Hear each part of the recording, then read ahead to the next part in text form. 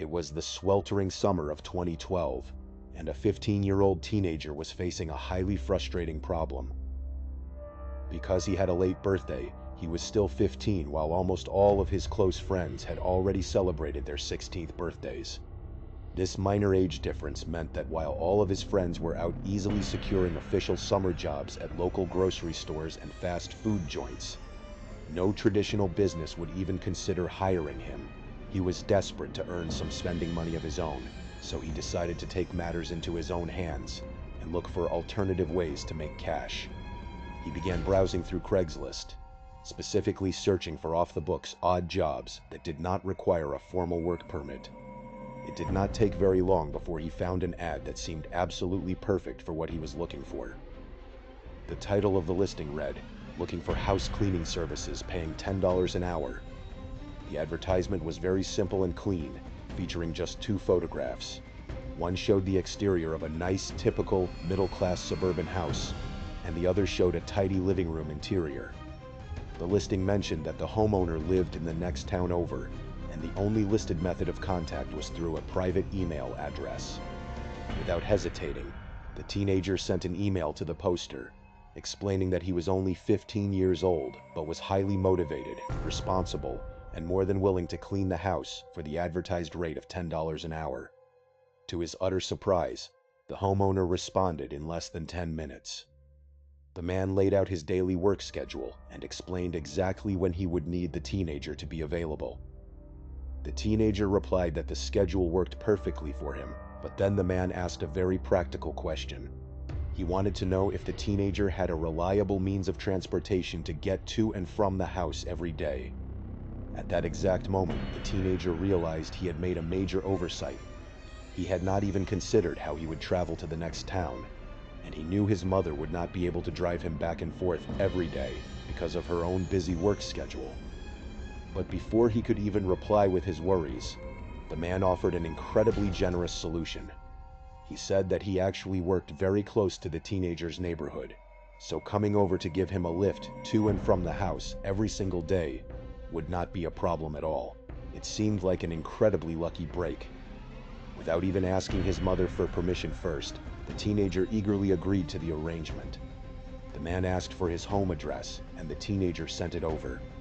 The man said he would be at his house at exactly 8:30 on Monday morning to pick him up.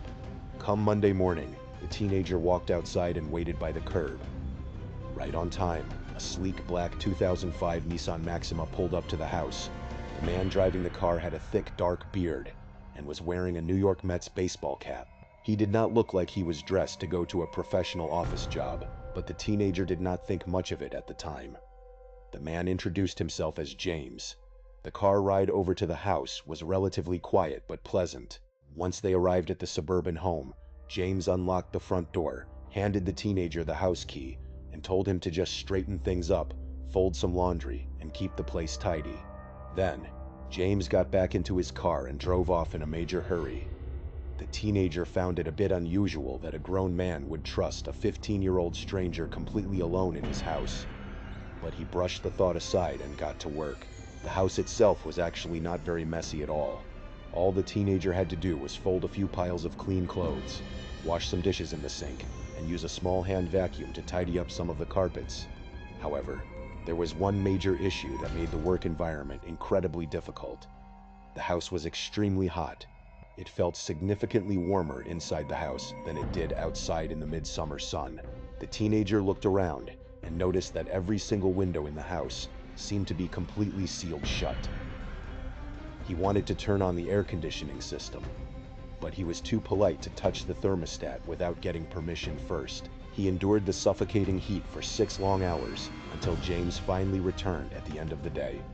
James handed him $60 in cash, drove him back home, and was incredibly polite the entire time.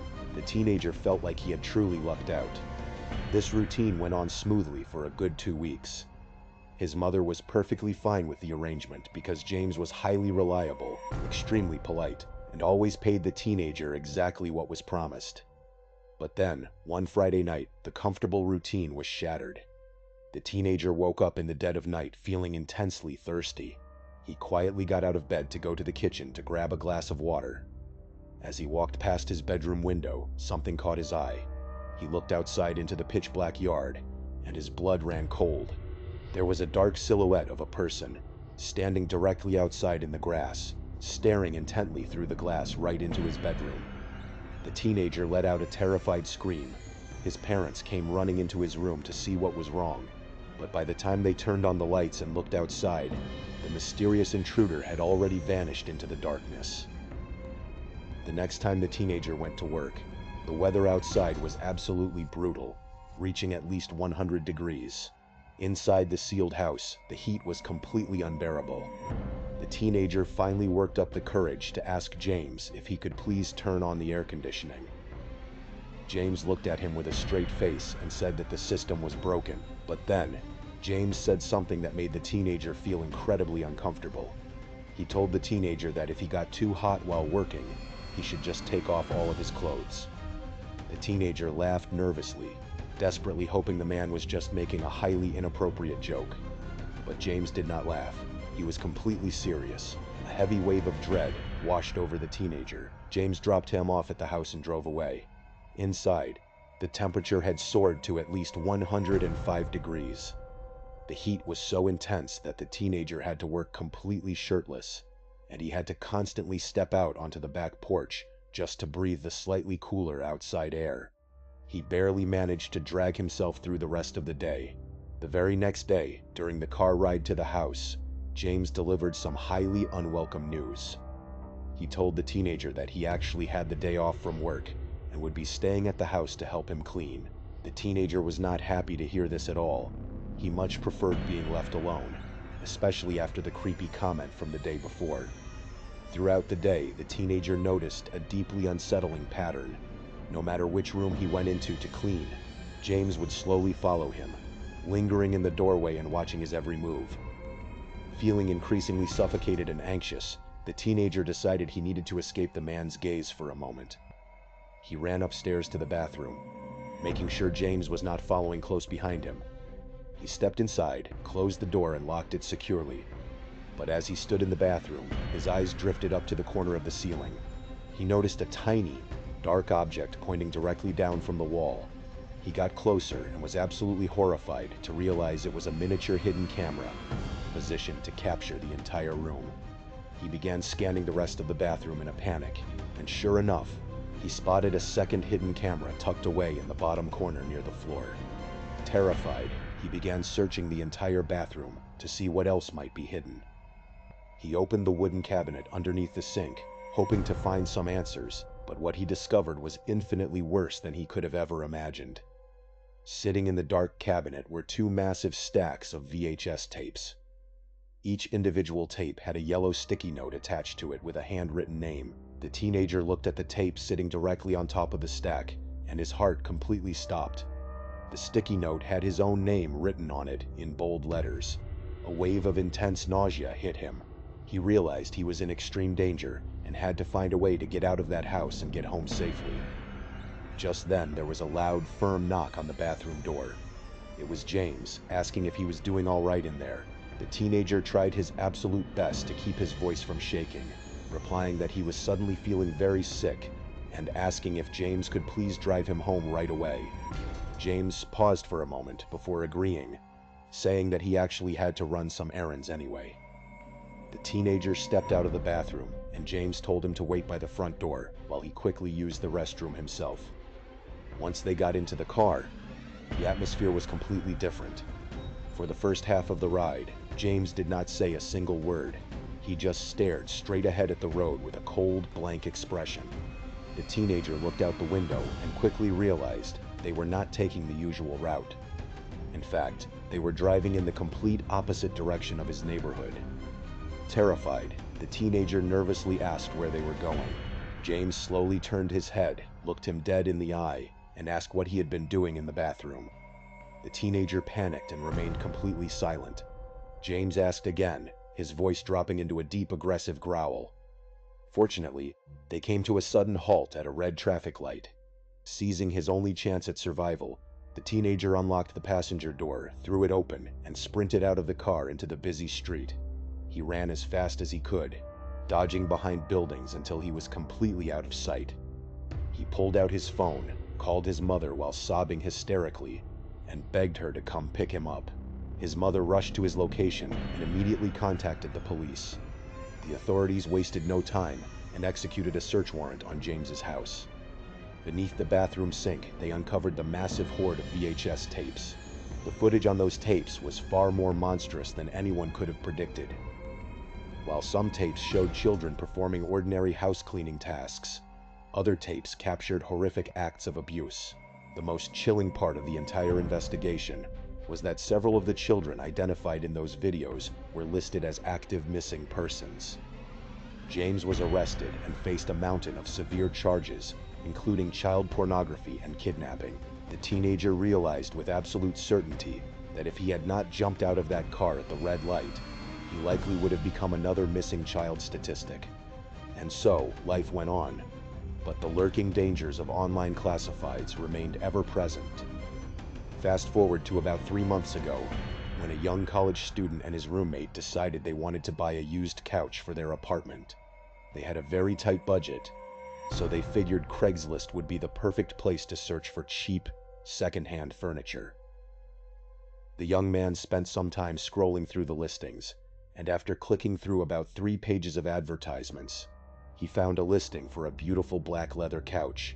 According to the seller, the couch was in fantastic condition, and the price was listed at a remarkably low $200. The young man had a brief passing thought that this deal was simply too good to be true, but he decided to ignore his gut feeling. He emailed the seller, agreed on the price, and received an address to pick up the couch. The problem was, his roommate was currently working overtime at his job, meaning the young man would have to make the drive and pick up the heavy couch all by himself. The address was located quite a bit outside of the main town, in a highly isolated area completely surrounded by dense, towering trees. In fact, the house was so deeply hidden in the woods that you had to drive all the way up a long private dirt driveway just to see the structure. The young man parked his car, stepped out into the quiet woods, and walked up to the front door. The house was a small, weathered wooden cabin that looked incredibly eerie in the dim afternoon light. He knocked on the door once, but received no answer. He knocked a second time, and then a third time. This time he heard the distinct, heavy creaking of wooden floorboards coming from directly inside the house. Anyone could tell that these were footsteps, but the sounds were highly unusual. It sounded as though someone inside was deliberately tiptoeing toward the door, trying to move as silently as possible. Suddenly, a faint, muffled voice spoke through the thick wood of the closed door, asking if he was the couch guy. The voice sounded incredibly rushed, tense, and anxious. The young man replied that yes, he was there for the couch. The voice from behind the door quickly instructed him to walk around to the backyard, claiming that the leather couch was already set up back there. The young man felt a sudden, sharp wave of unease wash over him, but he brushed the feeling aside, telling himself that he was just being overly paranoid. He walked around the side of the wooden cabin and stepped into the backyard. What he saw there was an image that would be permanently burned into his memory. Standing in the middle of the overgrown yard were 4 exceptionally tall men. They were all dressed in identical, flowing black robes, and they stood in a tight circle with their hands pressed together in front of them. Directly in front of the robed men was a large, deep pit dug into the ground. The pit was covered by a heavy wooden hatch, secured tightly with a thick, rusted metal chain and a padlock. Before the young man could even begin to process the bizarre and terrifying sight, the rushed voice of the man from inside the house spoke behind him, asking where his friend was. In that single horrifying second, the young man realized what was happening. The occupants of the house had expected him to bring someone else to help move the heavy couch, and they had prepared a trap to capture both of them. He did not say a word. He immediately spun around on his heel, ran back to his car as fast as his legs could carry him, and frantically shoved the key into the ignition. He started the engine, and as he glanced up at his rearview mirror, he saw the front door of the cabin fly wide open. He slammed the car into first gear, stepped on the gas, and fled down the dirt driveway, leaving the terrifying scene behind. But the one detail that continues to make his blood run cold to this day is that throughout all of his email communications with the seller, He had never once mentioned to him that he had a roommate, but the absolute terror of these online encounters is not limited to adults or teenagers. At this point, let us look at another terrifying incident involving a young girl who was only 12 years old at the time. She had received a large amount of craft supplies for Christmas and was looking for a cheap storage bin to keep everything organized. Since the plastic storage totes at the local retail stores were far too expensive, she and her 27-year-old older sister decided to look for a second-hand option on Craigslist. They quickly found a listing from a seller offering a massive plastic storage tote for only $10. This was an unbelievable deal, as a brand new tote of that size would easily cost around $100. The seller lived relatively close to their neighborhood, so they sent an email to inquire about the item. The seller responded within an hour, asking where they should meet up to complete the trade. The 12-year-old girl suggested meeting at the local Dollar Tree parking lot, which was a very short, safe walk from their apartment building. But to her surprise, the seller immediately rejected the idea and asked if he could just bring the tote directly to her home. Since they lived in a secure apartment complex, having a complete stranger come directly to their door was highly inconvenient and felt unsafe, so the girl lied and claimed they lived much farther away. The seller quickly offered to drive the distance to meet them, but they firmly declined. Eventually, the seller agreed to meet at the Dollar Tree parking lot, but he insisted that he could only make it at 9 o'clock that evening. Even though it would be pitch black outside by then, the girl agreed to the time. It turns out, her older sister had to work a night shift at the local hospital that evening, so she told the young girl that she could walk to the Dollar Tree and back on her own, instructing her to bring her wooden pull-along wagon so she could easily haul the heavy plastic tote back. Her sister handed her a $10 bill, and at 8:30 in the evening the young girl began her walk. She arrived at the Dollar Tree parking lot right on time. Standing in the dark lot, she spotted a beat-up, rusted 2006 Kia parked near the edge of the property. Assuming this was the seller, she walked over and called out, asking if he had the tote. A man stepped out of the vehicle, but his hands were empty. He claimed that he had accidentally left the plastic tote back at his house, and he asked the 12-year-old girl if she wanted to hop into his car and take a quick drive with him to go get it. The girl immediately felt an intense wave of discomfort. She firmly said no, explaining that her family would not allow her to get into a stranger's car. The man then offered to drive her all the way back to her home afterward, but she refused again. The man leaned in closer, lowering his voice, and told, "We all like to think that if we were ever put in a highly dangerous situation, we would make the smart choice. We would run to safety, call for help, and do whatever it takes to survive. But sometimes, when fear takes over, the human brain completely locks up. People make decisions that are so incredibly illogical, they end up sealing their own tragic fate. Today, we are going to look at 10 times people faced absolute terror and made the absolute worst decisions possible, leading to devastating consequences. Our first case takes us to a lonely highway in the middle of nowhere. A young man named Derry and his sister Trish were driving home, minding their own business. But then, a massive, rusted, incredibly aggressive truck started tailing them, nearly running them off the road. They managed to survive and kept driving. But a little while later, they spotted that same creepy truck parked next to an abandoned church. They looked over and saw a strange figure carrying what looked like a body wrapped in a sheet. The figure dumped the body down a massive, dark pipe sticking out of the ground. The driver noticed them, got back in his truck, rammed them again, and sped off. Now any sensible person would drive straight to the nearest phone and call the police. But Derry insisted on going back to that pipe to investigate. He looked down the dark hole, got startled by a couple of rats, lost his balance, and fell deep inside. By making that single decision to go back instead of calling for help, Derry became the terrifying creature's next target. Then we have the story of Christine, who was trying to escape an ancient curse. A demonic force was hunting her, and her only way out was to get rid of a cursed button. She placed it inside an envelope, planning to pass it along. At the end of her nightmare, she met her boyfriend Clay at a train station, ready to start over, but Clay pulled out an envelope she had dropped in his car. When Christine looked at it, her heart sank. It turns out she had kept the wrong envelope throwing away the one containing a simple coin while the cursed button was still in her hands. If she had taken 2 seconds to check the contents first, she would have been free. Instead, she was dragged down into the depths. In another tragic turn of events, we look at a scientist named Robert Neville. He was the last remaining survivor in a city overrun by dark predatory creatures. He had spent years trying to find a cure, and he finally succeeded. But the creatures found his lab and breached the glass. Robert was cornered. He gave the cure to a woman named Anna and her young son, telling them to hide inside a heavily reinforced coal shed in the back of the room.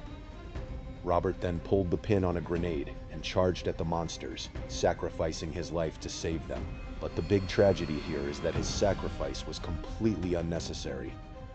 The coal shed was large enough to fit him too, and it would have taken him only 2 steps to jump inside and lock the door before throwing the grenade. By choosing to charge instead of stepping inside, he ended his own life when he could have walked away a survivor. Our 5th story takes us to Helen, who was running for her life through the dark streets, chased by a man carrying a massive metal hook. Helen was terrified, but she was fast. She ran down an alleyway and could see the bright lights of a parade just a few feet away. There was a marching band and a massive crowd of people who could have saved her. She was literally steps away from safety, but right at the last second, instead of running into the crowd, Helen decided to stop, turn around, and look behind her. That single second of hesitation allowed the killer to catch up to her. If she had just kept moving forward, she would have survived. Then there is the case of Addison, who was trapped in a room with a ticking clock. She desperately needed an antidote that was sitting inside a thick glass box. The box had 2 circular holes on the sides. Addison ran up to it and shoved both of her hands inside the holes to grab the medicine. But the moment she tried to pull her hands back out, she realized she was trapped. The holes were lined with razor-sharp blades that dug into her wrists. The harder she pulled, the more she bled. But the real tragedy was on the other side of the box. If Addison had simply taken a moment to walk around the glass structure, she would have seen a key sitting right in a lock. All she had to do was turn the key to open the box safely. Her rushed decision to shove her hands inside cost her everything. In a small coastal town, Mayor Vaughn made a decision that put hundreds of lives at risk. A massive great white shark had begun attacking people right off the shoreline.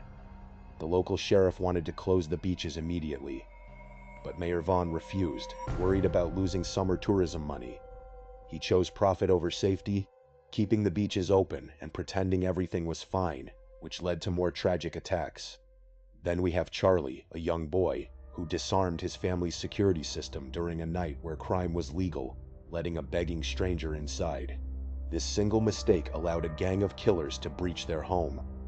Instead of staying inside their safe room, the family split up, making themselves easy targets and leading to the father's death.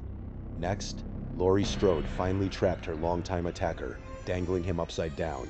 Instead of finishing him, she hesitated to unmask him, forgetting his hands were free. He grabbed her and ended her life.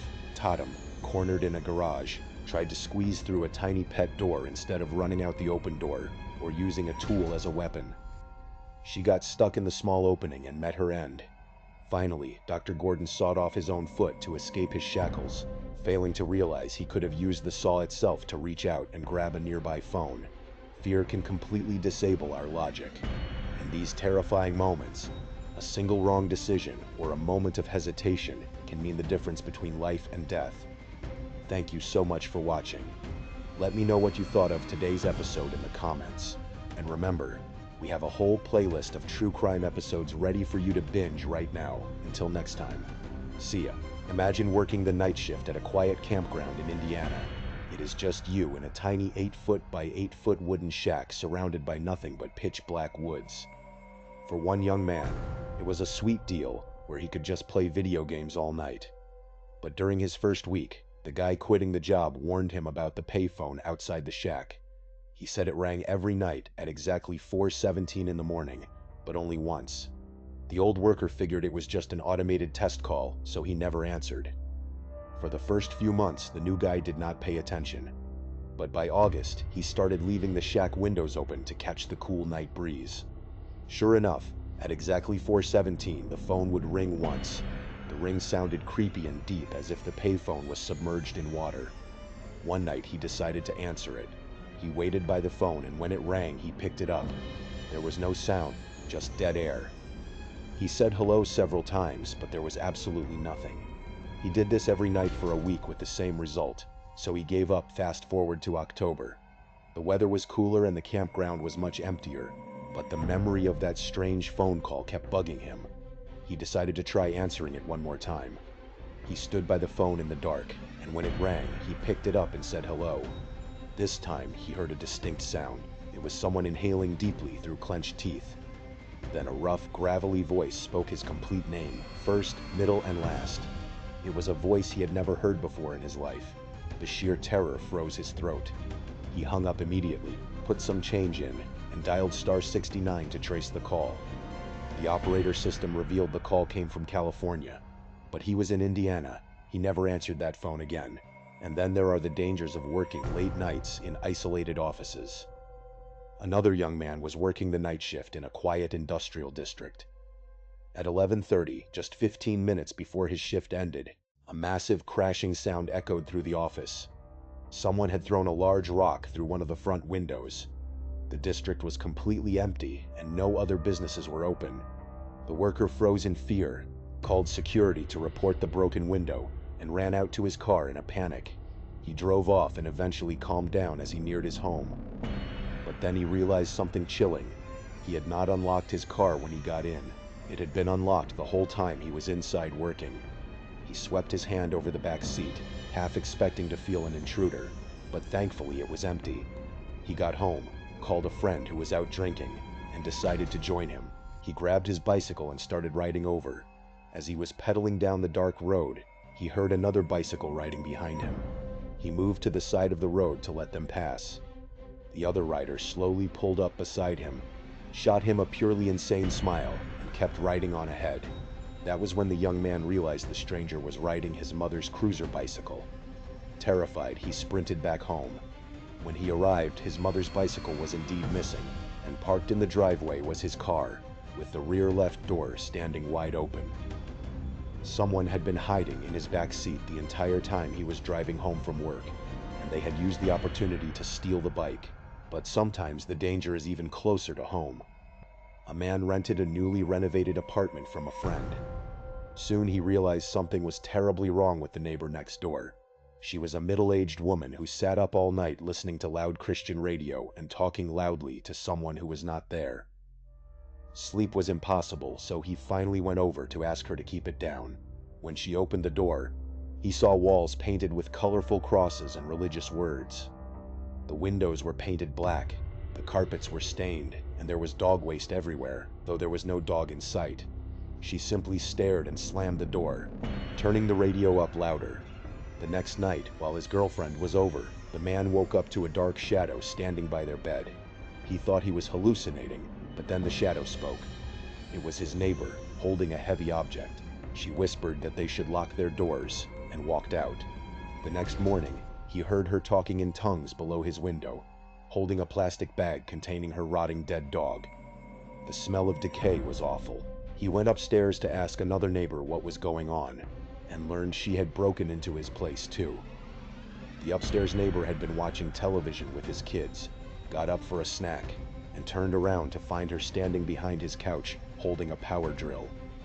The man realized that was what she had been holding by his bed. He called the police, but they said she was a violent schizophrenic off her meds, and since she owned her apartment, they could not enter without permission. They could only grab her if she went outside. He watched his window for 2 days. At 2 in the morning, she finally left to walk to a nearby store. He called the police, and within minutes, 3 cars and a van arrived, arrested her, and took her away to an institution. He never saw her again, but the nightmares of her standing by his bed still haunt him to this day. Looking back, we often realize how close we came to danger as children without even knowing it. When one man was young, he was always the last kid picked up by the school bus. One morning, as he stood alone at the end of his driveway, an empty school bus pulled up. The driver smiled and told him to hop on. The boy had a bad gut feeling and asked where the other kids were. The driver claimed they were going to get them now and became pushy, telling him to just get on. The boy kept saying no, so the driver finally shrugged and drove off. The real school bus arrived minutes later. That night, when he mentioned it to his parents, they panicked and made frantic phone calls. The school district had no record of any other bus. Whoever was driving that bus was looking to steal a child. Our final story shows how we are not even safe inside our own homes. A young man was rushed out of his house by a friend to catch an act at a local bar. After having a few drinks, he reached into his pocket and realized his mobile phone was missing. He searched the table they were sitting at, checked the bathrooms, and after having no luck, he used his friend's phone to call his own number. After 2 rings, someone actually answered, but they did not speak. Instead, they let out a low, creepy, raspy giggle and immediately hung up. They did not answer any of his subsequent calls. He eventually gave up, assuming it was a lost cause, and headed back home. But when he walked into his bedroom, he found his phone lying right on his nightstand, exactly where he had left it. That meant someone had been inside his private home, answering his phone while he was gone. Thank you so much for watching. Let me know what you thought of today's episode in the comments. And remember, we have a whole playlist of true crime episodes ready for you to binge right now. Until next time, see ya. Imagine being 14 years old, having a sleepover at your best friend's house, and expecting nothing but a night of video games and junk food. It was a typical weekend night. The mother of the 15-year-old friend was working a late shift, and his father was at the gym, leaving the 2 boys completely alone in the house. They were upstairs in the bedroom, eyes glued to the television screen, playing video games with the volume turned up. Everything seemed perfectly normal, but then they heard a sound. It was a faint scraping noise, followed by a slight banging. At first, they did not think much of it. The friend owned a dog, and they figured the dog was just wandering around, scratching at a door, or playing with a toy. They ignored the noise and kept playing. Minutes passed, and the sound started up again. This time, they were much louder and more persistent. It did not sound like a dog playing anymore. It sounded deliberate. The boys decided to pause their game and go check on the pet. They walked out of the room and looked down the hallway, only to realize the dog was fast asleep, lying completely still right outside his parents' bedroom door. It was nowhere near where the noises had been coming from. A wave of dread washed over them as they realized something, or someone, was making those sounds.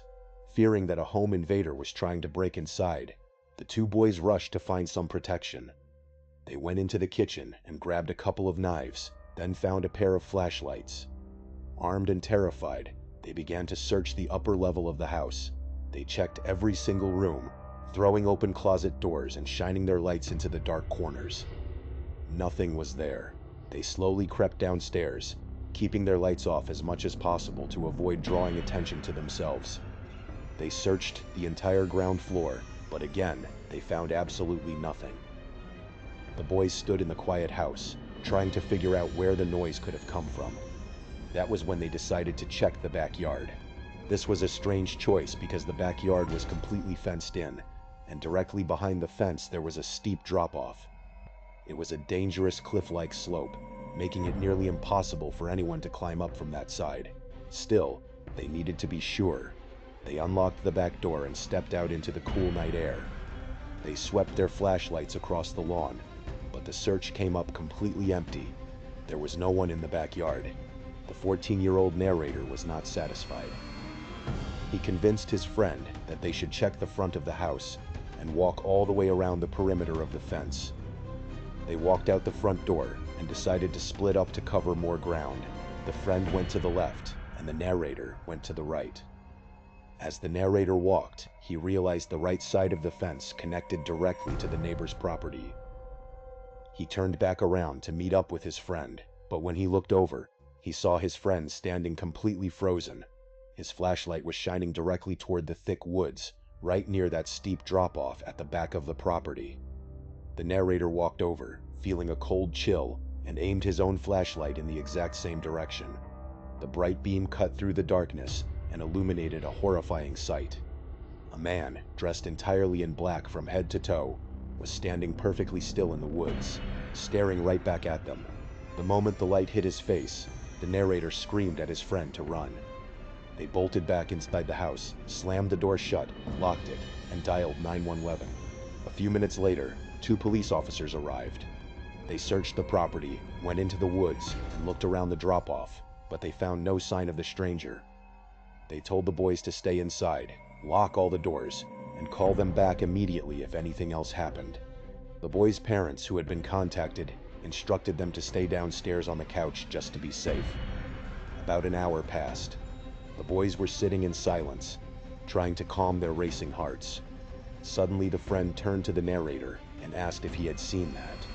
The narrator asked what he was talking about. The friend whispered that someone had just shined a light through the window right over the fence.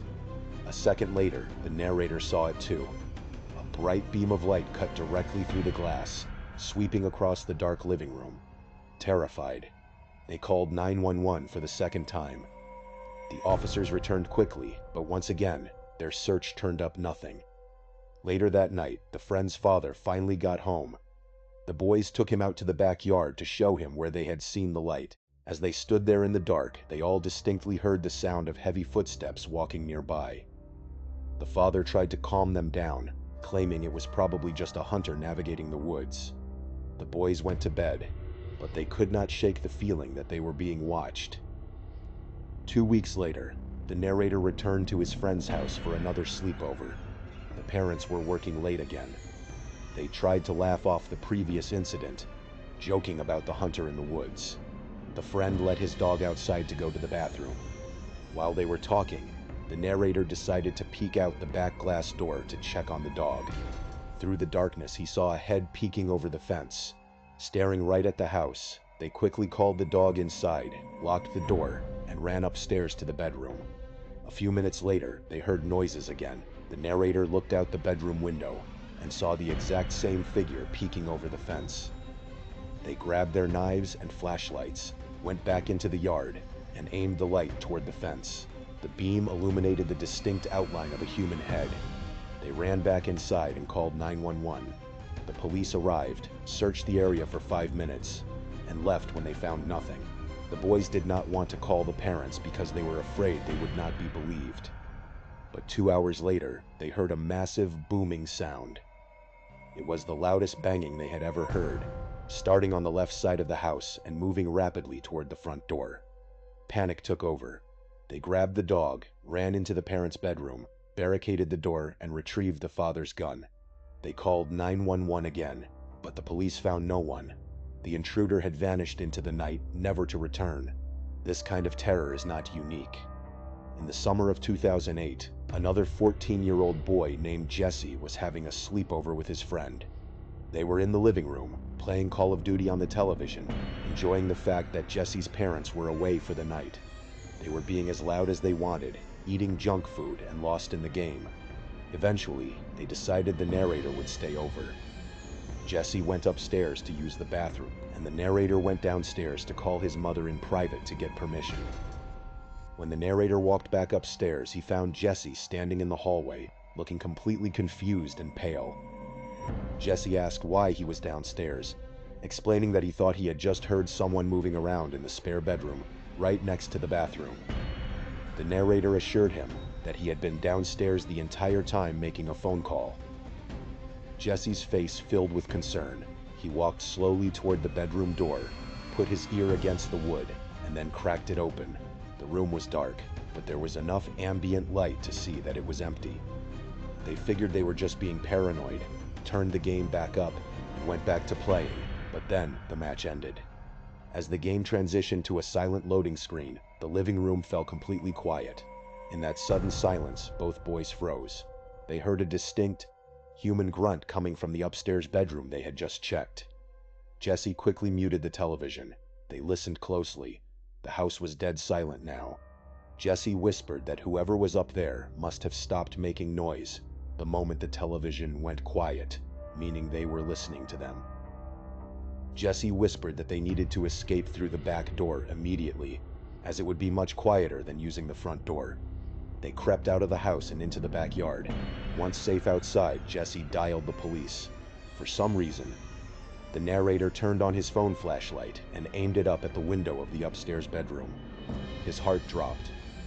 A tall figure stepped right into view behind the glass, looked down at them, and then quickly crouched out of sight. The boys took off running down the street.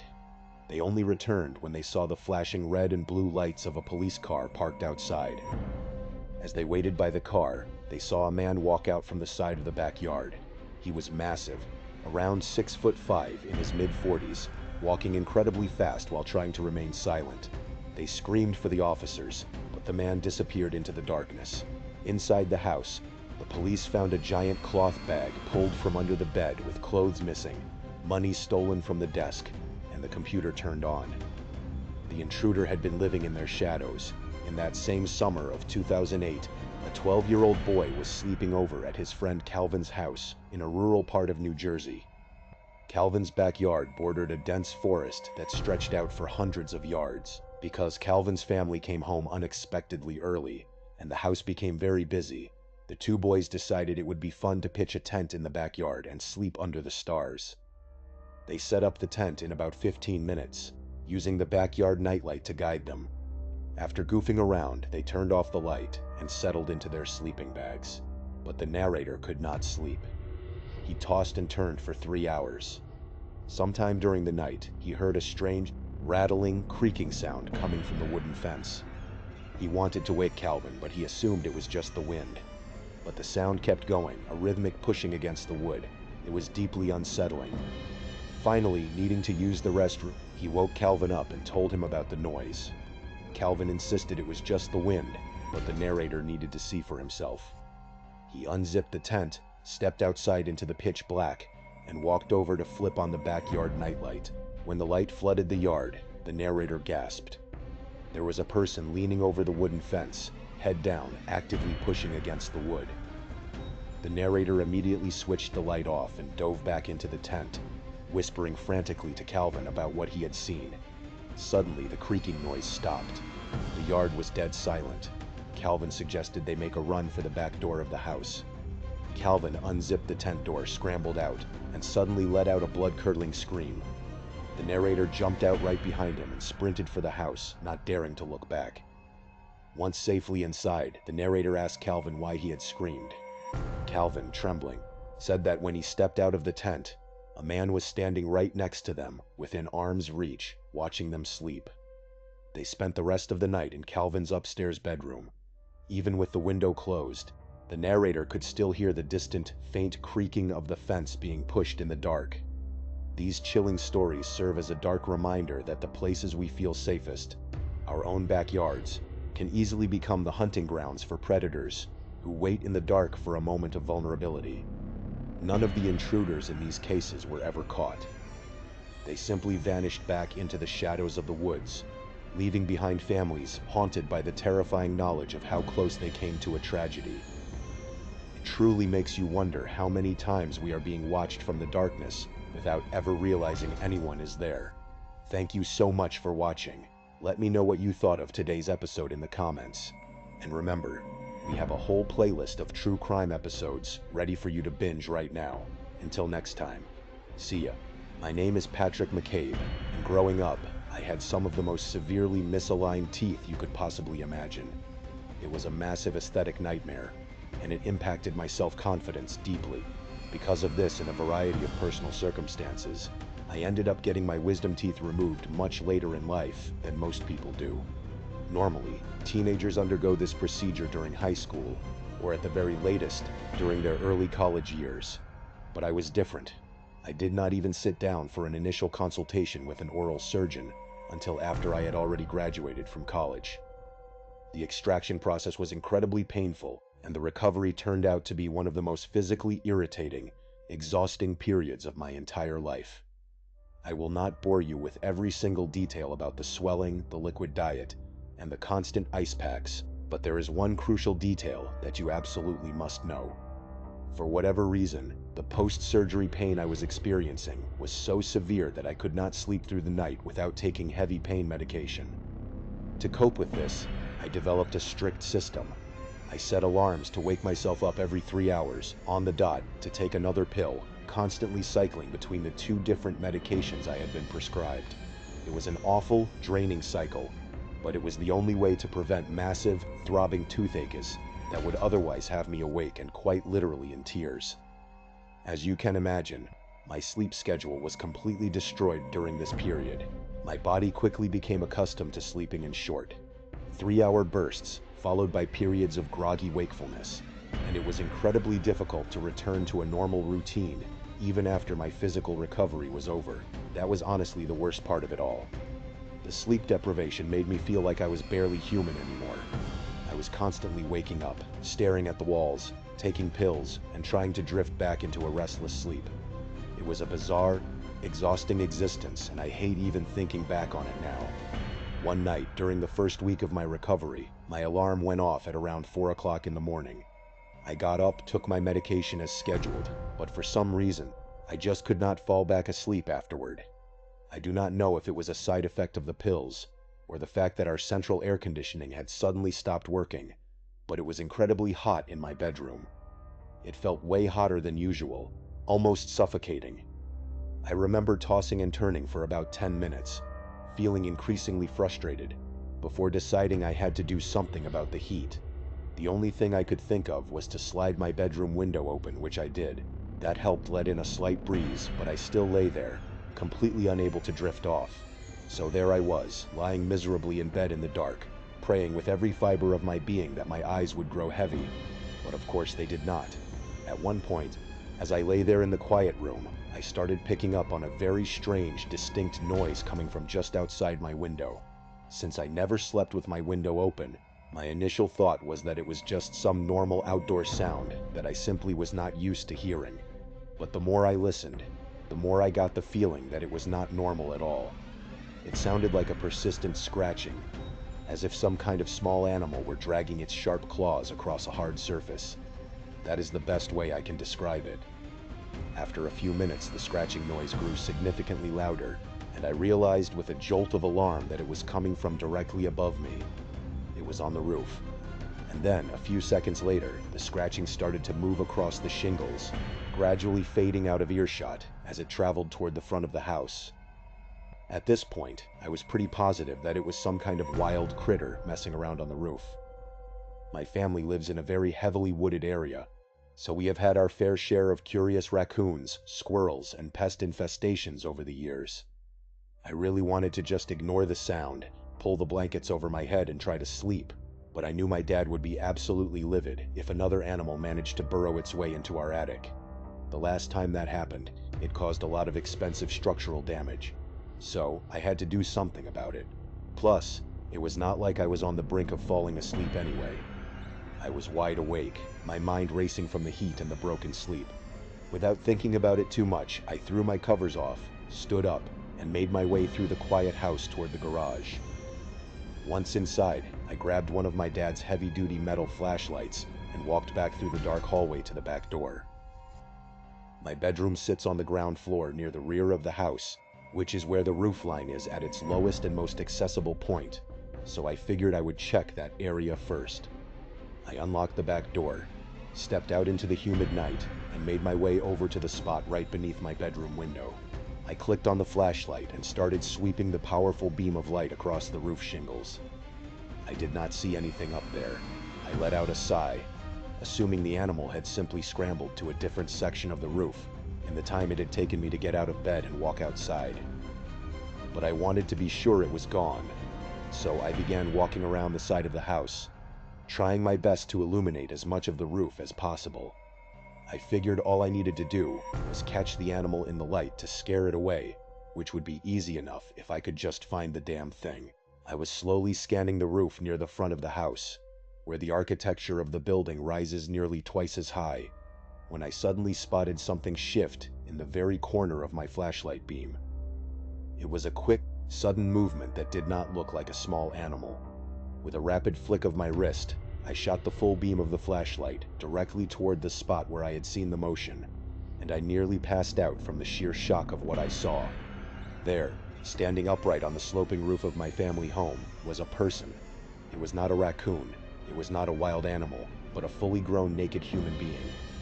They were standing completely still on the shingles, frozen like a deer in the bright beam of my flashlight. I let out a loud, involuntary scream. The moment my voice cut through the silence, the person on the roof started moving with terrifying speed, almost as if they were physically allergic to the light. I tried my best to track their movements with the flashlight, but they were absurdly fast. Until that exact moment, I did not know it was possible for a human being to move so quickly barefoot, let alone on the loose, uneven shingles of a steep roof. They began scrambling back toward the lower section of the roof near my bedroom window, and without thinking, I sprinted around the side of the house to intercept them. I do not even know what I was thinking. Looking back, I know I should have run back inside the house, locked the door, and called the police immediately. But some deep, primal survival instinct took over, and I refused to back down. I yelled at the top of my lungs for my dad as I ran, hoping he would hear me, wake up, and get outside in time to help me ward off this psycho on our roof. I rounded the corner and reached the backyard just in time to see the naked figure positioning themselves at the edge of the roof, preparing to jump. My first thought was that there was no way they would actually do it, because even from the lower roof, the drop to the ground was significant. I expected them to suffer serious injuries if they jumped onto the concrete below. But without a single second of hesitation, the person leaped off the roof, slamming into the concrete patio with a deafening, sickening thud. The sheer shock of witnessing that jump froze me completely in place. I could not even process the insanity of what I was seeing. My dazed shock only lasted for a split second, but that was all the time the intruder needed. The person immediately got up off the concrete pavers, completely unfazed by the impact, and charged directly at me, tackling me violently to the ground. Before I could even raise my hands to defend myself, he was on top of me, clawing wildly at my eyes and face as if he were trying to rip my skin off. I screamed and kicked with everything I had, but I could not get him off me. He was emitting these horrible guttural grunts and spitting on me, and there was no logical explanation for how someone of his build could be so terrifyingly strong. I could feel warm blood pouring down my face, and in that horrifying moment, I genuinely believed I was going to die. But then, over the sound of my own screams, I heard our back door burst open. A second later, my dad was there, pulling the crazed man off of me, cursing and yelling as if his own life depended on it.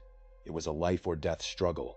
I managed to push myself up off the ground just in time to see the psycho break completely free of my dad's grasp, covered in my blood.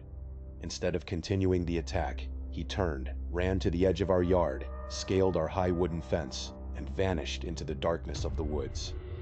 My dad and I stood there in complete shock, breathing heavily, while the sound of his footsteps crashing through the brush faded into the distance. The rest of that night was a blur. I had to go to the emergency room immediately, because I had lost a significant amount of blood from the deep scratches on my face. My dad was so shaken up that he almost crashed the car on the way to the hospital. The doctors had to give me numerous shots to prevent any potential infections or diseases, which was an absolute nightmare. The only saving grace was that my mouth was untouched, so my healing wisdom teeth did not need to be re-examined. The police were largely useless, stating that searching the vast woods at that hour was impossible, and they suggested that simple security cameras would have prevented the entire thing. Later, my dad discovered that the person on the roof had actually been trying to claw and dig their way directly into our attic, like a wild animal. Ironically, it was my mom who was the most psychologically affected by the incident. She cried about it for weeks and was the one who insisted on upgrading our home security. I still have no explanation for what happened that night, who that guy was, or how he found our house, and I fear those questions will never be answered. But the problem was, Patrick's terrifying encounter with a midnight intruder is not the only story of its kind. Sometimes the threat does not come from the roof. Sometimes it stands right at your front door, watching you through the glass. To understand this next story, you have to understand the physical layout of my family's house. It is a very unique design. Honestly, I call it unique. But if I am being completely honest, most people who visit would just call it weird. And actually, many of them have. The vast majority of friends I have hosted over the years have commented on how strange the entryway is. And even a few girls I snuck in while my parents were away made comments about the unusual floor plan. I wish I could just attach photos of the house to make it easier for you to visualize. But my parents are very private people and would not appreciate me sharing pictures of their home online. So, instead, I will do my best to explain the most important architectural detail. You know how most houses have a normal front porch or a walkway leading directly to the front door, with some sort of small covering above it? Well, my house does not have that. Instead, it has a long, covered external hallway that you have to walk through before you actually reach the front door. Imagine your own front door, but instead of it being flush with the front of the house, the entrance is pushed deep into the center of the structure. It is essentially like walking between two separate wings of the house while still technically being outdoors. This design means that my ground floor bedroom sits right next to this external hallway. There is a window right next to my bed, and if I stand up and peel back the curtain, I can look directly out into that covered hallway and see anyone standing at our front door. Because of the angle, they would have their back to me, completely unaware that I was watching them. I developed a habit at a very young age of peeping out of that window whenever a delivery person or a guest would ring our doorbell. It was like having my own personal hidden security camera. What I am about to tell you happened just a few months ago, at the very beginning of the summer. My parents had gone out of town for a week-long trip, and I decided to take advantage of the empty house by inviting my girlfriend, Anna, to sleep over for a few days. My parents are very strict and traditional, so they would have been incredibly opposed to the idea if they knew. But we figured what they did not know would not hurt them. Plus, they had met Anna dozens of times and loved her, so it was not like I was bringing a stranger into the house. The first night of her stay was peaceful and completely uneventful. We just had a relaxed movie night, ordered some food, and went to bed at a reasonable hour. The next morning we woke up, spent some time swimming in the backyard pool, and just enjoyed each other's company. Neither Anna nor I are big party people, so we were perfectly content just staying in and watching television. But the second night was when everything went completely wrong. It was probably around midnight, and the house was pitch black. Anna and I were lying in my bed, whispering to each other in the dark, just having some casual pillow talk before drifting off to sleep. Suddenly, a strange sound drifted in from outside, cutting through our conversation. It was a harsh scraping noise, like something heavy being dragged slowly across concrete. I immediately shushed Anna, freezing in place to listen closely. The sound seemed to be coming from the driveway area, which sits off to the side of the house. That immediately put me on edge, because it meant whatever was making the noise was incredibly close to the building. I kept listening, trying to identify the sound, and after a few seconds it clicked. It was the distinct sound of one of my dad's heavy plastic trash cans being dragged across the asphalt. My first instinct was that an animal, probably a raccoon or a stray dog, was rummaging through the garbage looking for food scraps. Still, even if it was just an animal, hearing something moving around so close to your house in the middle of the night is deeply unsettling, especially when your parents are hundreds of miles away and you are responsible for the property. I turned to Anna and told her to stay in bed, reassuring her that I was just going to go outside and scare off whatever animal was messing with the trash. I got out of bed, walked quietly out of my bedroom, and made my way to the front door. I reached for the light switch and turned on the exterior floodlights, hoping the sudden burst of light would be enough to frighten the animal away. But when I looked through the peephole, the floodlights only illuminated the front yard and the porch. They did not reach far enough around the side of the house to show me the driveway. Reluctantly, I unlocked the front door and stepped out onto the porch, hoping that just the sound of the door opening and the presence of a human would be enough to send the creature running. I stood on the porch for a few seconds, straining my eyes in the darkness, waiting to hear the sound of paws scampering away or to see something dart across the lawn, but there was nothing. The noise had completely stopped, and the night was dead silent. I figured there was a chance the animal had already run off, but I wanted to be absolutely sure. So, with a feeling of growing unease, I turned on my phone's flashlight and began walking down the front steps toward the driveway. As I rounded the corner, my flashlight beam caught the trash cans. One of them had indeed been messed with, while two of them were still standing neatly against the garage door. The third one had been completely knocked over, and its contents were scattered all over the driveway. I let out a frustrated sigh, realizing I would have to clean up the mess. I scanned the area with my flashlight, looking for any sign of the animal that had done this, but the driveway was completely empty. I assumed the creature had slipped away into the shadows when I opened the front door. Not wanting to leave a mess for the morning, I knelt down and started gathering the loose trash, throwing it back into the overturned bin. Once I was finished, I decided I did not want to risk the animal returning later in the night and waking us up again. So, I opened the garage door, dragged all 3 trash cans inside, and locked the garage up tight. Feeling a bit more secure, I walked back into the house, locked the front door, and returned to my bedroom. Anna was still awake, but she was barely clinging to consciousness. I could tell she was on the verge of falling asleep, so I quietly climbed back into bed, gave her a gentle kiss on the forehead, and tried to get comfortable on my side of the mattress without disturbing her. I closed my eyes and let my mind drift, entering that strange hazy middle ground between wakefulness and sleep, where your thoughts start to turn into dreams. But just as I was about to fully drift off, a sound snapped me back to reality. It was a very faint, delicate tapping noise. It sounded like metal gently striking glass. At first, in my half-asleep state, I tried to convince myself that it was just part of a dream I was beginning to have. But there was something about the rhythm of the sound that felt too real, too deliberate. It was incredibly unsettling. I forced my eyes open and stared into the darkness of my bedroom. The tapping did not stop. It was a consistent, slow sound. I lay perfectly still, not moving a single muscle, just breathing quietly and trying to figure out where the tapping was coming from. After a few seconds, I realized with a sudden spike of adrenaline that the sound was not coming from inside my room. It was coming from just outside. It was coming from my bedroom window. I slowly slid out from under the covers, trying not to make a sound or wake Anna. I stood up, walked over to the window, and carefully pulled back the edge of the curtain, just enough to peer out into the covered external hallway. In the dim, ambient light filtering in from the street, I could clearly see the dark outline of a person standing directly in front of our front door. Their back was turned to me, just as I had pictured. I stood there, frozen, watching them.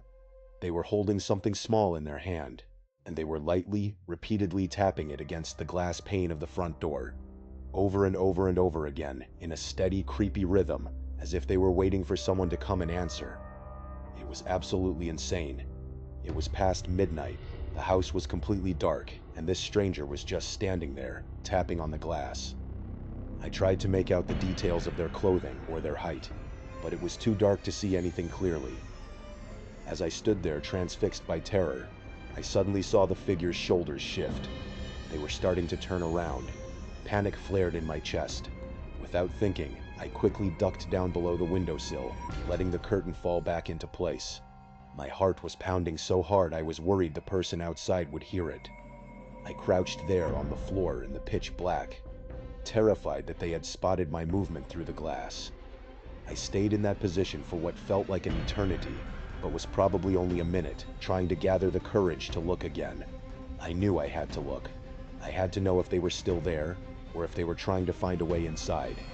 Taking a deep breath, I slowly stood back up and peeled the curtain back, just a fraction of an inch. I instantly regretted it. There, less than 2 inches away from the glass of my window, was a human face staring directly at me. I screamed at the top of my lungs and recoiled in pure terror, falling backward onto the floor and yanking the curtain shut. Even though we were face to face for only a split second, the image of that person's face was burned into my mind. It was a man, but his skin looked horribly shriveled and distorted, almost as if his face were melting away. It was the most grotesque, terrifying thing I had ever seen. My scream woke Anna up instantly. She sat up in bed, confused and frightened, as I scrambled across the floor, yelling that there was someone right outside the window. I ran to the bedroom door, made sure it was locked, and then grabbed my phone with shaking hands to dial the police. Anna was crying, clutching onto my arm so tightly it bruised, begging me not to leave her side. We stayed locked in that room, listening to the silence, terrified that we would hear the sound of breaking glass or footsteps inside the house. The police arrived about 10 minutes later, their headlights sweeping across the walls of my bedroom. I unlocked the door and let them in, my voice trembling as I explained what I had seen. They conducted a thorough search of the interior of the house, confirming that all the doors and windows were still locked, and there were no signs of forced entry. That brought me some small amount of relief, but the dread remained. The officers then searched the exterior of the property, walking the perimeter with their high-powered flashlights and checking the yard, but they found absolutely nothing. The stranger with the melting face had vanished into the night. One of the officers told me to keep the doors locked and to call them back immediately if I saw the man again, and then they left. The rest of the week passed without any more incidents. When my parents finally returned home, I sat them down and told them the entire story. To my complete surprise, they did not seem very concerned. They lived in a very safe, quiet neighborhood, and they seemed to think it was just a one-off encounter with a confused or intoxicated homeless person. Their casual reaction actually made me feel like I was overreacting, like I had allowed my imagination to run wild. I tried to convince myself that they were right, that it was nothing to worry about. But if that were true, I would not be writing this story today. The reason I am sharing this is because for the past 3 nights, I have been waking up in the middle of the night to strange noises outside my window. They are not the sounds of trash cans being moved. They are different, stealthier sounds, like quiet footsteps shuffling in the dirt right outside my room. I told my dad about it again, and this time, he finally agreed to install some high-definition security cameras around the perimeter of the house. But even with the cameras coming, I cannot shake the terrifying feeling that the man with the melting face is still out there, watching me, waiting for the perfect moment to tap on my glass again. And then we have the third story, which is perhaps the most bizarre and psychologically damaging of them all. What you are about to hear is an experience that nearly made me lose my mind. It is still something that I think about almost every single day, even though several months have passed since it happened. I have been able to recover a bit and regain some sense of normalcy, but the underlying fear has never truly left me. I am a single guy in my mid-30s, and I live completely alone. I do not have any roommates, I do not have a partner, and I do not even have any pets. My home is a very modest 1-story house in a quiet suburban neighborhood. It is a simple setup. 1 bedroom, 1 bathroom, a small living room, a kitchen, a dining area, and a tiny garage. For me, this life is absolutely fantastic. Because of the nature of my profession, I work entirely as a freelancer on my own schedule. I do not have to answer to a boss. I do not have to worry about a girlfriend's schedule, and I do not have to report to anyone. Freedom has always been the single most important aspect of my life, and I have done everything in my power to maximize that freedom in every way possible. I know that a lot of people live very differently, and some might even look at my life and judge me for what they might consider an immature or isolated lifestyle. But everyone has different priorities, and as long as no one judges me, I won't judge them. However, I have to admit that having this much freedom does come with its fair share of drawbacks. When you do not have anyone keeping you accountable, it is very easy to develop some pretty bad habits. The worst habit I have developed over the years is my sleep schedule, which is completely terrible. For whatever reason, my brain is just wired to be most productive during the late night hours. I find that my focus is sharpest when the rest of the world is asleep. Because of this, I frequently find myself staying up until dawn, working at my computer, and then sleeping late into the afternoon. It is just how my body naturally functions. And since I do not have to go to an office, I have never seen a reason to try and change it. One night I was up exceptionally late. It was well past 3 o'clock in the morning, and I was sitting at my desk in my bedroom, deeply focused on a work project. I was completely in the zone. I did not even have any music playing in the background, which is rare for me. I was just typing away in absolute silence, completely isolated with my thoughts, the soft clicking of my keyboard, and the glow of my monitor. It was the kind of deep, productive focus that you only get when the entire neighborhood is asleep. But then, out of nowhere, that perfect silence was shattered. I heard the sudden, explosive sound of heavy footsteps running at full speed down my hallway. They were pounding against the hardwood floor, heading directly toward my closed bedroom door. Before my brain could even begin to process what was happening, there were 3 or 4 incredibly loud, violent bangs on my bedroom door. They were deafening. It sounded like the police trying to breach a door with a battering ram. The shock of the sound was so intense that I literally vaulted out of my chair. In my panic, I slammed my knee hard against the underside of the desk and knocked my computer monitor completely over. I stood there, trembling, my heart hammering in my chest like a trapped bird. I was completely caught off guard. Just try to put yourself in my shoes for a second. Imagine being completely alone in your house at 3 in the morning, surrounded by total, peaceful silence, and then suddenly hearing someone sprint down your hallway and violently assault your bedroom door. It was without a doubt the most terrifying thing that has ever happened to me. Standing up had been a purely physical reaction, but after that, I was completely frozen. My eyes were fixed on the door, dreading the moment I knew was coming, the door bursting open and someone barging in. But it never came. The silence returned. I didn't hear anything else. No footsteps retreating, nothing. It was like I had imagined it, but I knew I hadn't. Eventually, I heard footsteps quickly walking back down the hall. Hearing them again unlocked my brain. I grabbed an empty beer bottle, threw open the door, and chased after whoever had broken in. I screamed at the top of my lungs to get some adrenaline. I ran through the house, but I never found anyone. My house is small, with nowhere to hide. Every door and window was locked from the inside. I sprinted back to my room, locked the door, and called the police. They searched but found nothing, suggesting the intruder had left, but I insisted everything was locked. For the next week, I was a psychological mess, unable to sleep or eat. Why someone would break in just to bang on my door and run away remains a complete mystery. Thank you so much for watching. Let me know what you thought of today's episode in the comments. And remember, we have a whole playlist of true crime episodes ready for you to binge right now. Until next time, see ya. My husband works at a tech company, and I stay at home raising our kids, who are 10, 7, and 3. Our grocery bills are quite high, so I go food shopping at least twice a week. I usually go to the King Cullen near our house, though I sometimes go to the nearby Target as well. Those are two of a very small list of grocery stores in our quiet town. To give as much context as possible, we are an Italian family, and I am currently 40 years old. This happened not even a year ago, when I was 39.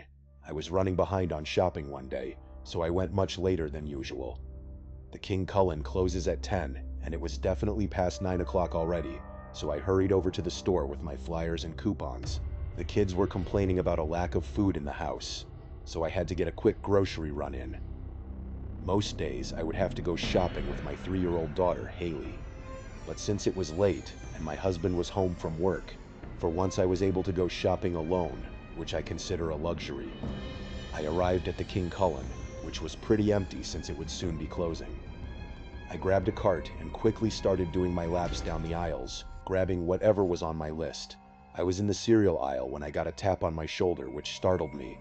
I turned and saw a very tan man about my height with a baseball cap on, a black t-shirt, a red zip-up hoodie, and jeans. He laughed and apologized for startling me. He said he'd been looking everywhere for a specific bag of chips that was in my cart and asked where I found them. I politely told him the aisle, but he said he checked and couldn't find it. So, I actually walked him exactly to where I found the chips. He thanked me with his awful breath, and I smiled and was about to walk back to my cart. But then he started making pointless conversation with me about why he liked those chips so much, talking about the ingredients, or a lack of a specific ingredient. I kept trying to make it obvious that I was inching my way back to my cart. He wouldn't get the hint though. It was when he made a weird pause and then said, "Gosh, you're pretty," that I said thank you and told him I had to get back to my shopping before they closed. I went to my cart, but he followed me and kept talking to me. At this point, as politely as I could, I told him I really would just like to shop in peace. He finally seemed to get the hint and walked away, but for the rest of my time in the store that night, I kept seeing that man circling the aisles. Each time he walked past the aisle I was in, he'd slow down or even stop and just look down at me. I was getting increasingly uncomfortable and hurried up my shopping. When I was finally done, I went to the checkout, and as I emptied my cart, here comes the red hoodie guy with a whole 2 or 3 items. He waited in line right behind me. He didn't say a word anymore, but I felt his gaze even through the back of my head. I was done checking out, pushed my cart away, and the man called out, "Have a good night, ma'am." I ignored it. As I was unloading my car, I noticed the red hoodie guy in the parking lot looking at me as he walked to his car. He got into a junky-looking Honda that must have been like 30 years old. He didn't turn the car on though, he just sat in it. I finally finished loading my car, so I got inside, started it, and began driving out of the parking lot. I looked in my rearview mirror a few times and didn't see any headlights behind me, so I felt safe to drive home. It wasn't until I pulled into the driveway and looked to my left down the street that I realized there was a car with its headlights off driving slowly down the street, approaching our house. He pulled to the curb a few houses down. It looked to be that same Honda from the parking lot. I went inside the house and called my husband's name. He came downstairs looking concerned, and I told him I was followed home by a creep. He hurried outside to the stoop, but by this time, the car was already gone. The following weekend, late at night when we were all in bed, we heard some shuffling around outside in the side yard. I shook my husband to go check what it was, and he went to slide the window open. He saw someone right below the window, trying to open the side gate to the backyard. But after hearing the window slide open, the man looked up and started to run. My husband grabbed the baseball bat from under the bed and ran outside. When he came back a minute later, he said he saw the car speeding down the street, and he tried to chase after it. He perfectly described the shitty Honda that the red hoodie guy was driving. It was undoubtedly him. We phoned the police, and given the late hour, an officer arrived at our house in under 5 minutes. I described the man and his car the best I could, and that was that. He never returned to our house, especially not after seeing my angry husband chasing his car on foot with a bat. Still, it remains incredibly uncomfortable that a creep like that knows exactly where I live. Now, if you think grocery stores are only creepy during the late hours of the evening, wait until you hear what happened to a college student working the graveyard shift at a completely different supermarket. When I was in college, I worked at a local supermarket called Waldbaum's. The one I worked at was a 24-hour store, so a couple of unfortunate people would always be stuck working that awful shift. I thought since I was young and in college, my boss would never put me on an overnight shift, but unfortunately, since she had my school schedule and knew I was off Mondays and Wednesdays, she saw me as the perfect sucker to stick on the overnight shift. One day, I saw that I was scheduled for a Tuesday night from midnight to 8 in the morning. I had to triple check the schedule to make sure that was right. I felt sick seeing that. When I asked my supervisor, he told me that since I was over 18, I didn't really have a choice. I considered quitting, but I needed the money, so I decided to do it just this once. I arrived at the store at midnight and relieved my coworker Amanda. Half the lights in the store were out at this hour to save on electricity. There was a surprising amount of customers early on, but past 1 in the morning, the place was completely dead. Maybe 3 customers came in during the entire hour. As it got later, there were less and less people. It was past 2 in the morning, and I was bored out of my mind. There hadn't been a customer in over an hour. I wondered if there were any other employees in the building. There had to be, because they couldn't have a lone 20-year-old running the whole place by himself. Just then, a bald guy who looked like he could be a manager kept passing by the front registers. He had a key ring attached to his khakis with about 10 keys on it, and he was holding a small backpack in his hand. I said, "Excuse me, are you the manager?" He came over and asked if it was my first day, to which I replied that it was my first night shift. He shook my hand without giving me his name and asked me to go to the back warehouse to organize the pallets, saying he'd watch the front registers. I didn't exactly know what that meant, but I figured I'd learn. As I walked to the back, I saw him doing something to the entrance door, like he was reaching for a switch on the side of it to lock it. I made my way into the back warehouse, where I saw a tall man who looked like he was 30, wearing a manager's vest that said Waldbaum's. He saw my apron and introduced himself as Rob, the night manager. I said, "Oh, I thought the guy in the front was the night manager." He looked puzzled and asked who I was talking about. When I described the man, he asked me to show him, because he was the only manager on duty. We didn't even make it out of the warehouse before all the lights in the store suddenly turned off. Rob told me to wait in the warehouse while he checked out what was going on. I watched as he walked through the warehouse doors into the pitch-black store, with the only light out there being from the dairy coolers that were still on. I sat on a box on the pallet and was on my phone, trying to text any of my friends who could be awake, when I heard a door from inside the warehouse opening. It was on the other side of the warehouse, separated by the freezer. There were 2 ways in and out of the warehouse back into the store. I sat there with my ears perked up, listening for any sounds, when I heard quiet, slow footsteps getting closer, followed by a voice saying, "Hey kid, you in here?" But it wasn't Rob's voice. It was that bald guy's voice. I hurried out the warehouse doors into the store, but quietly. I jogged to the front of the store looking for Rob, but I couldn't find him. I called out his name, but nothing. I grabbed my jacket and tried to open the exit door, but it wouldn't open automatically. I tried to physically open it, but it was locked. I heard footsteps approaching from behind me, and I turned around, almost screaming, but I realized it was Rob. He flicked some lever on the top right of the door and unlocked it, telling me in a panicked whisper to hurry and get outside. He followed behind me, and we left the store. He got right on the phone with the police, saying he believed an armed man locked himself inside the Waldbaums and was trying to rob the place. I told him to tell the police that I think the man was coming to harm me in the warehouse, which he relayed to the operator. He told me I should wait in my car. Within 10 minutes, there were at least 4 police cars outside. They all went inside for a while, and I didn't see whatever was going on, so I left. The next time I went into work, I was told all about what happened by my supervisor. The security footage showed that bald man circling the place, acting suspicious, and checking if the coast was clear. After locking the doors, he cut the lights and went straight to the warehouse where he had told me to go. That's the scariest part to me, because if he was armed, he could have been on his way to put a gun to my head. The camera showed him leaving through the emergency exit in the warehouse way before the police arrived. In the end, I never worked an overnight shift again, and I stayed at that job for another few months. I'm not sure if that man was ever identified. I used to work as a night restock worker at a supermarket in a somewhat rural town. The store was called Great American, and it was the biggest and best supermarket in our entire area. My shift would start as soon as the store closed at 10 o'clock at night, and I would usually work from 10 to about 3 in the morning at the latest, restocking the shelves and organizing everything before the next operating day. I of course had the keys to the store for the after-hours work. It was always supposed to be a team of 2 people, consisting of myself and 1 other worker, either Terry, Carter, or Alfonso. On this night, I was scheduled to work with Terry. I arrived at the store on time, let himself in, and started my work using the pallet jack to bring a whole pallet of boxes out to the floor. I started with the bread and nuts aisle, rotating the older loaves to the front and putting the newer ones in the back. Halfway through, I realized I hadn't seen Terry yet.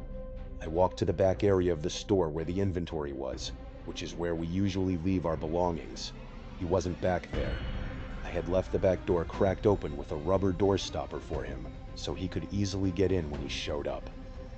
I went back to work for another half hour, and with still no sign of Terry, I once again walked to the back of the store. He still wasn't there, but I noticed the back door was shut. I assumed that meant Terry was here somewhere. I went to open the door and saw the rubber door stopper was lying outside, which I thought was incredibly weird. I called Terry's name, and it echoed through the room, but he didn't call back. I decided to call him on his phone. He picked up sounding like he was in bed, and I asked him if he was at work. He told me he wasn't coming in tonight because he was sick. Suddenly, I got the chills.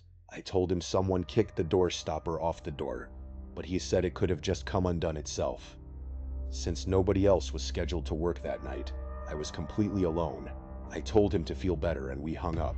I wasn't convinced that the door stopper came undone itself because I had kicked it under the door pretty tightly.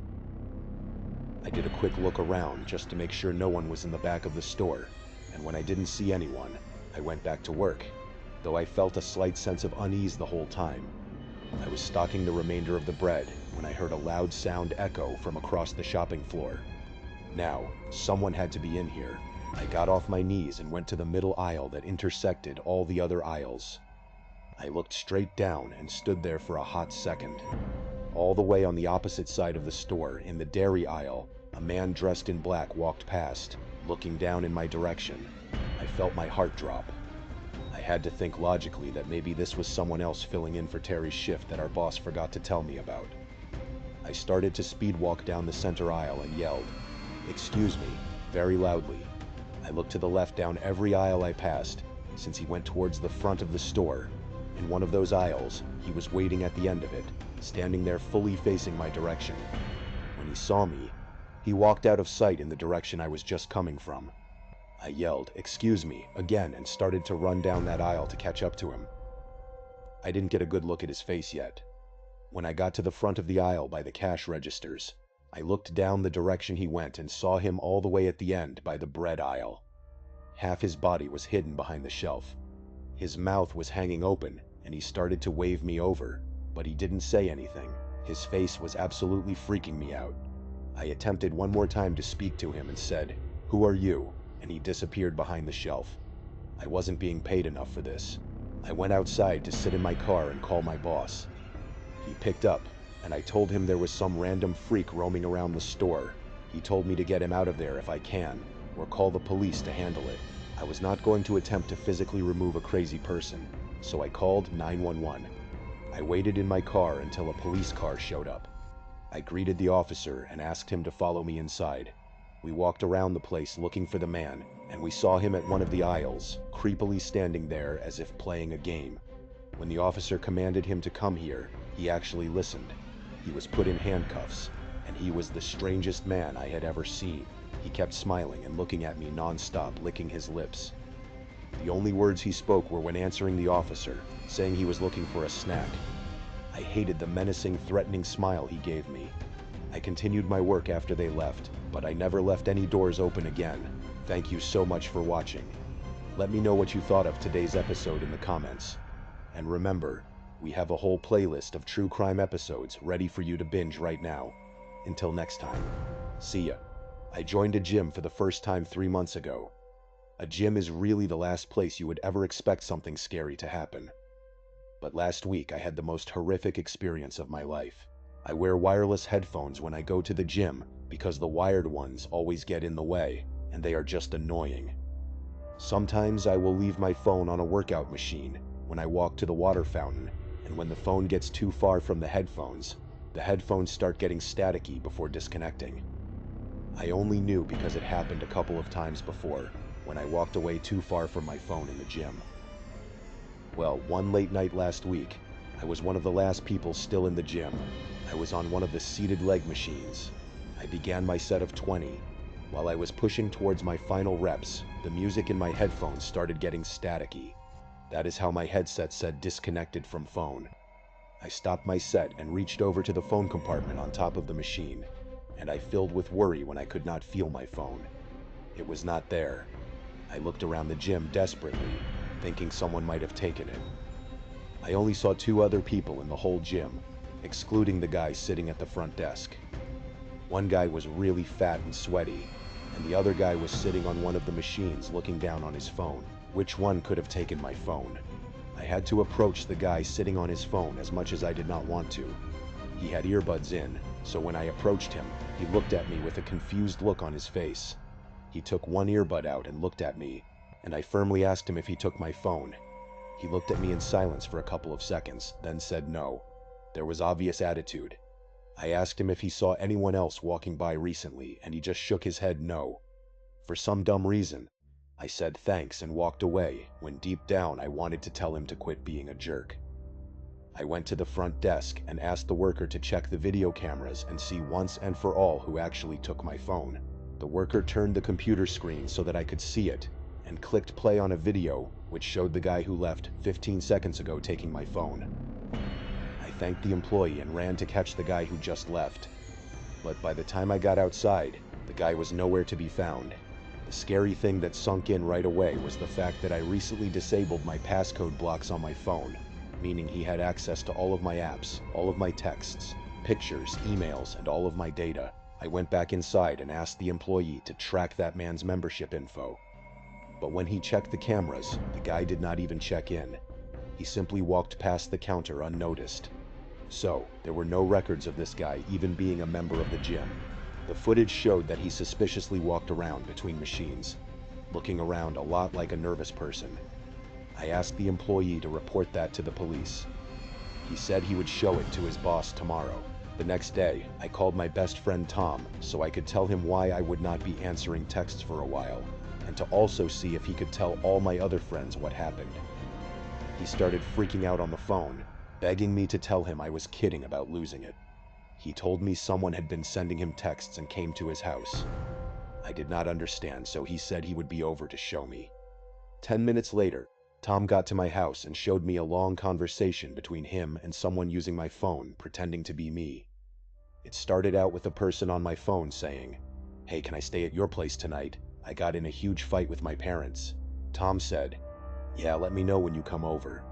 Then the guy who was using my phone said, "Can you just leave your back door open? I am going to be over super late and I do not want to wake you." The conversation went on a little while longer before Tom finally agreed to just leave his back door unlocked. Tom went back to sleep under the impression that it was actually me who would be coming through that back door. When we finished reading the conversation, Tom looked up at me and said, "The cameras." We rushed to his house together and watched the footage captured on the cameras throughout his house. I was disturbed, but also not surprised to see that man from the gym who took my phone walking in through the back door of Tom's house. He scavenges the place, grabbing expensive household objects and throwing them in his pockets. He moves from the den to the kitchen and eventually to the upstairs. I saw the fear in Tom's face when we watched the man on the camera on the upstairs hallway open his bedroom door, step inside for about 20 seconds, and come back out, leaving the door open.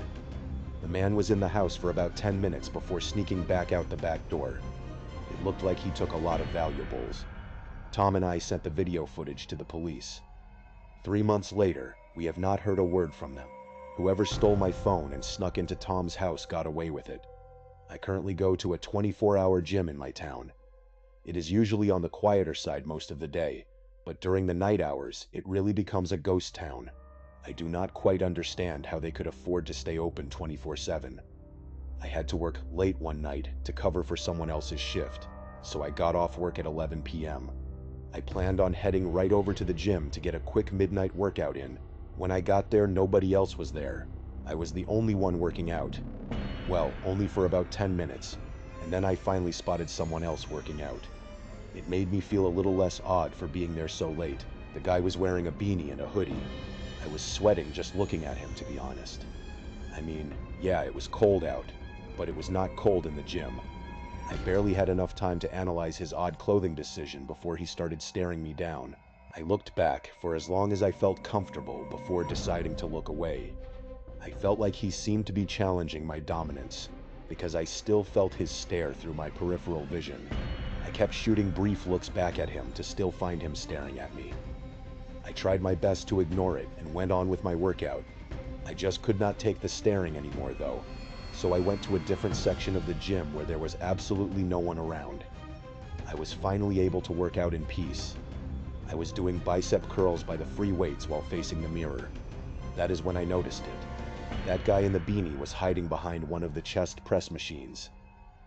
There was a slight opening between the lifting mechanism and the actual weights on the machine, and through that opening was the guy's face once again staring at me. I think when he realized that I noticed him, he moved away out of sight behind the machine. I am way too timid of a person to go approach anybody like that, so instead of confronting him, I put the weights down and left the room. I walked straight to the front desk and asked the girl working to tell the man to either stop staring at me like that or to leave the gym. She looked down the aisle of workout machines and saw nobody. I asked her to come follow me. She was clearly very reluctant to do so, but she ended up coming with me to the back room. We looked around the room, but he was not in there. In fact, it seemed like he was not even in the gym anymore. I apologized and told her to keep an eye out for the man in the beanie. She walked back to her desk, and I kept working out for another 10 to 15 minutes. I waved goodbye to the girl as I left the gym and went to my car. As I put the key in the door lock, I heard manic footsteps hitting the concrete. I was confused at first because it sounded like somebody running in my direction. I turned 180 degrees, and someone was sprinting towards me from the dark. I stood like an animal frozen in headlights for a second as I stared in shock. When the person emerged into the circle of light under the light post I was parked under, I was able to instantly recognize the guy in the beanie and hoodie from earlier. I opened the car door and jumped inside, slamming it shut behind me. I slammed my hand down on that tiny lock knob on top of the door handle a split second before the man tried to open the door. As I started the car, He started to kick at my door and window. I threw the handle into reverse and stepped on the gas. The car jolted backwards away from the man, and I was able to escape the parking lot safely. I got home and found a bunch of dents in my door from the man's kicks. Admittedly, I should have called the cops or even the gym and warned the girl of the man, now that she was alone. Instead, I selfishly just went to bed and told myself I would never go to the gym late at night again. I used to work nights at a 24-hour fitness center in New Jersey. I had a love-hate relationship with these shifts. I loved it because very few people would come in during the deep night hours, meaning less people checking in and less weights I had to put back. I hated it because it meant I had to spend the graveyard hours sitting at a desk doing nothing while everybody else was asleep. Still, maybe you would think many strange things would happen during these hours, or maybe you wouldn't. It is a gym, so what could really happen? Actually, only one strange incident ever happened while I was working there. I was sitting in a chair behind the counter reading a magazine, and then out of natural curiosity, I turned to do a little people watching. Well, there was only one guy in the gym. He was not doing anything, though. He was kind of just pacing slowly down the gym, looking around. He made a left turn past the wall and disappeared from my view. So, it was back to reading for me. 10 minutes passed, and I forgot the guy was even there. Then suddenly, everything went dark and completely silence. Like literally, the power in the gym just shut out. All the lights turned off, and all the music went dead. It was so dark I could not see 2 feet in front of me. Thank God our phones have flashlights these days. Otherwise, I would not have known what to do. I turned my flashlight on and tried to think of what I should do next. I knew some kind of power box was in one of the storage rooms connected to the back section of the gym. I also knew that was exactly where the one guy working out happened to be. On my way there, with my phone flashlight in hand, I called out for the patron over and over. Now I was in the back section, still calling for him. Why on earth would he not answer me? There was something so eerie about being in a silent, pitch-black gym and seeing all the workout equipment only through a flashlight. I found the power box in the back storage area, or at least what I thought was the power box. I tried flicking on and off every possible combination of switches, but the power did not come back on.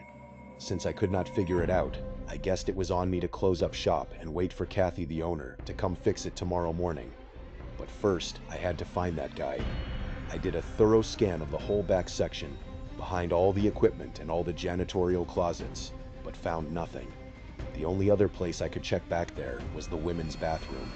I opened the door and called for him once more. My voice echoed into the seemingly empty bathroom. Still, I had to double check to confirm. I made sure to point the flashlight in every possible direction so I could see every inch of the bathroom. The only place left to check now was the stalls. Before I could open either of them, though, I started to hear noises. It was breathing noises, like sickly, deranged breathing noises. I had my hand on the door ready to push it open, but I could not bring myself to do it. I said, "Are you in there?" No answer. I got on my knees and looked under the stall door with my flashlight.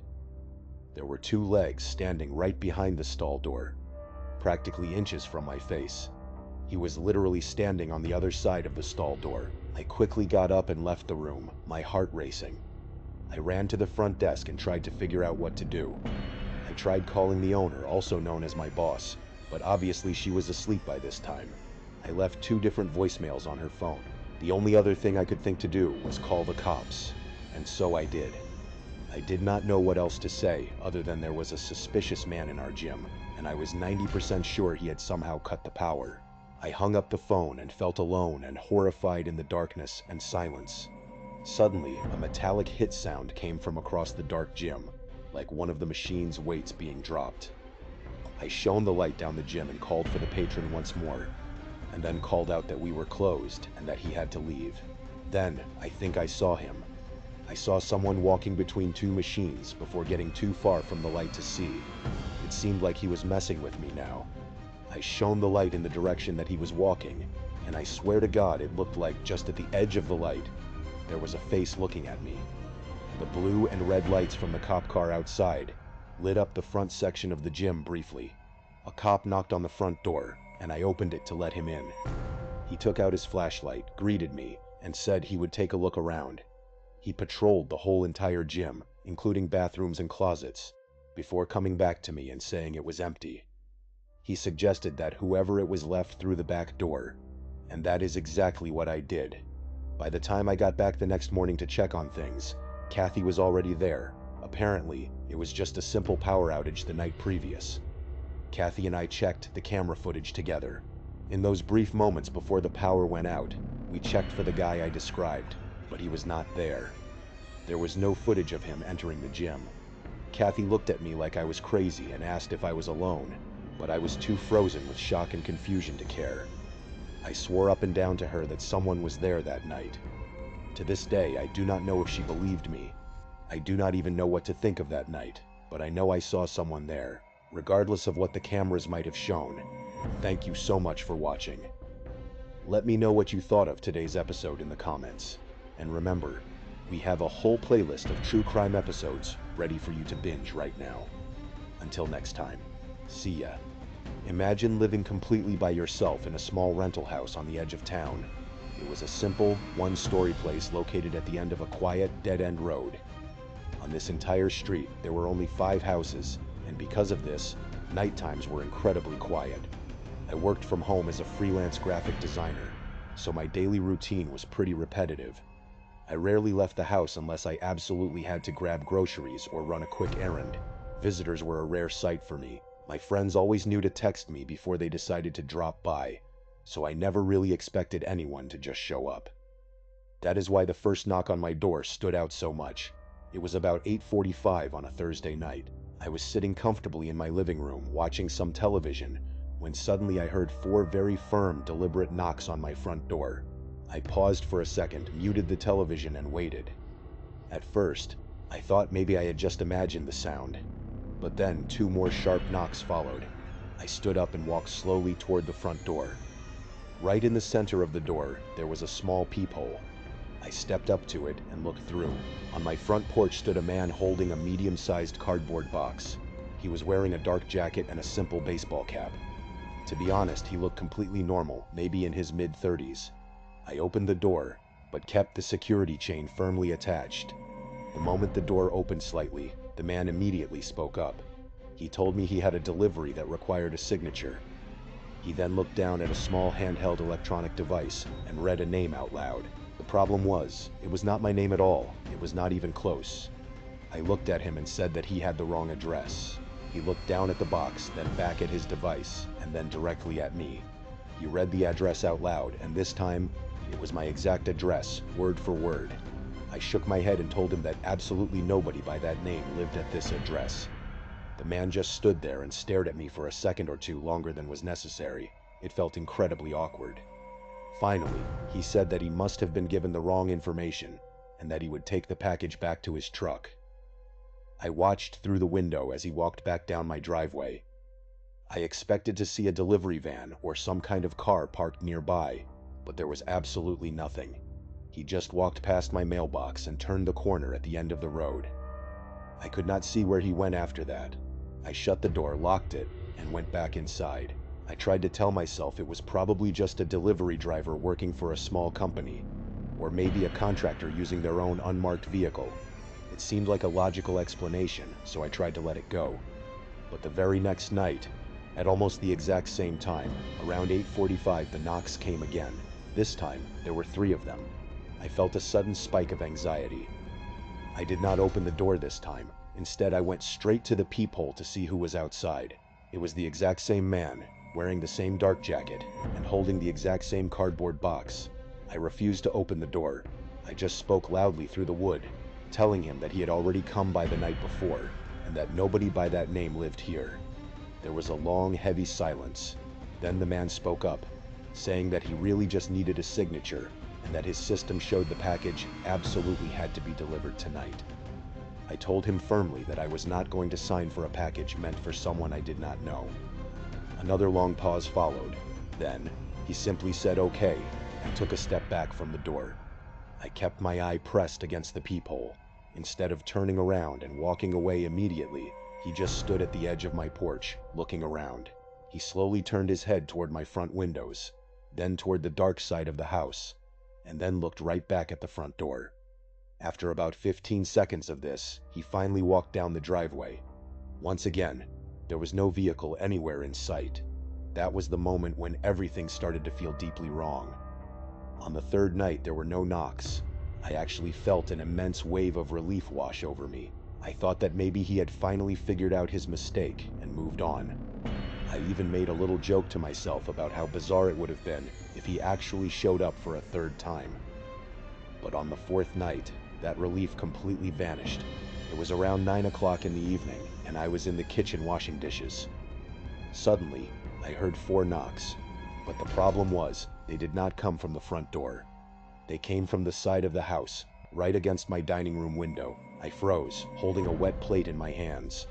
I slowly walked into the dining room and stared at the window, but I could not see anyone through the glass. Then, almost instantly, 4 more heavy knocks echoed from the front door. My heart began to pound. I hurried over to the peephole and looked through. It was him again, but this time something was different. He was not holding a box anymore. His hands were completely empty. I stayed absolutely silent, hoping he would think nobody was home.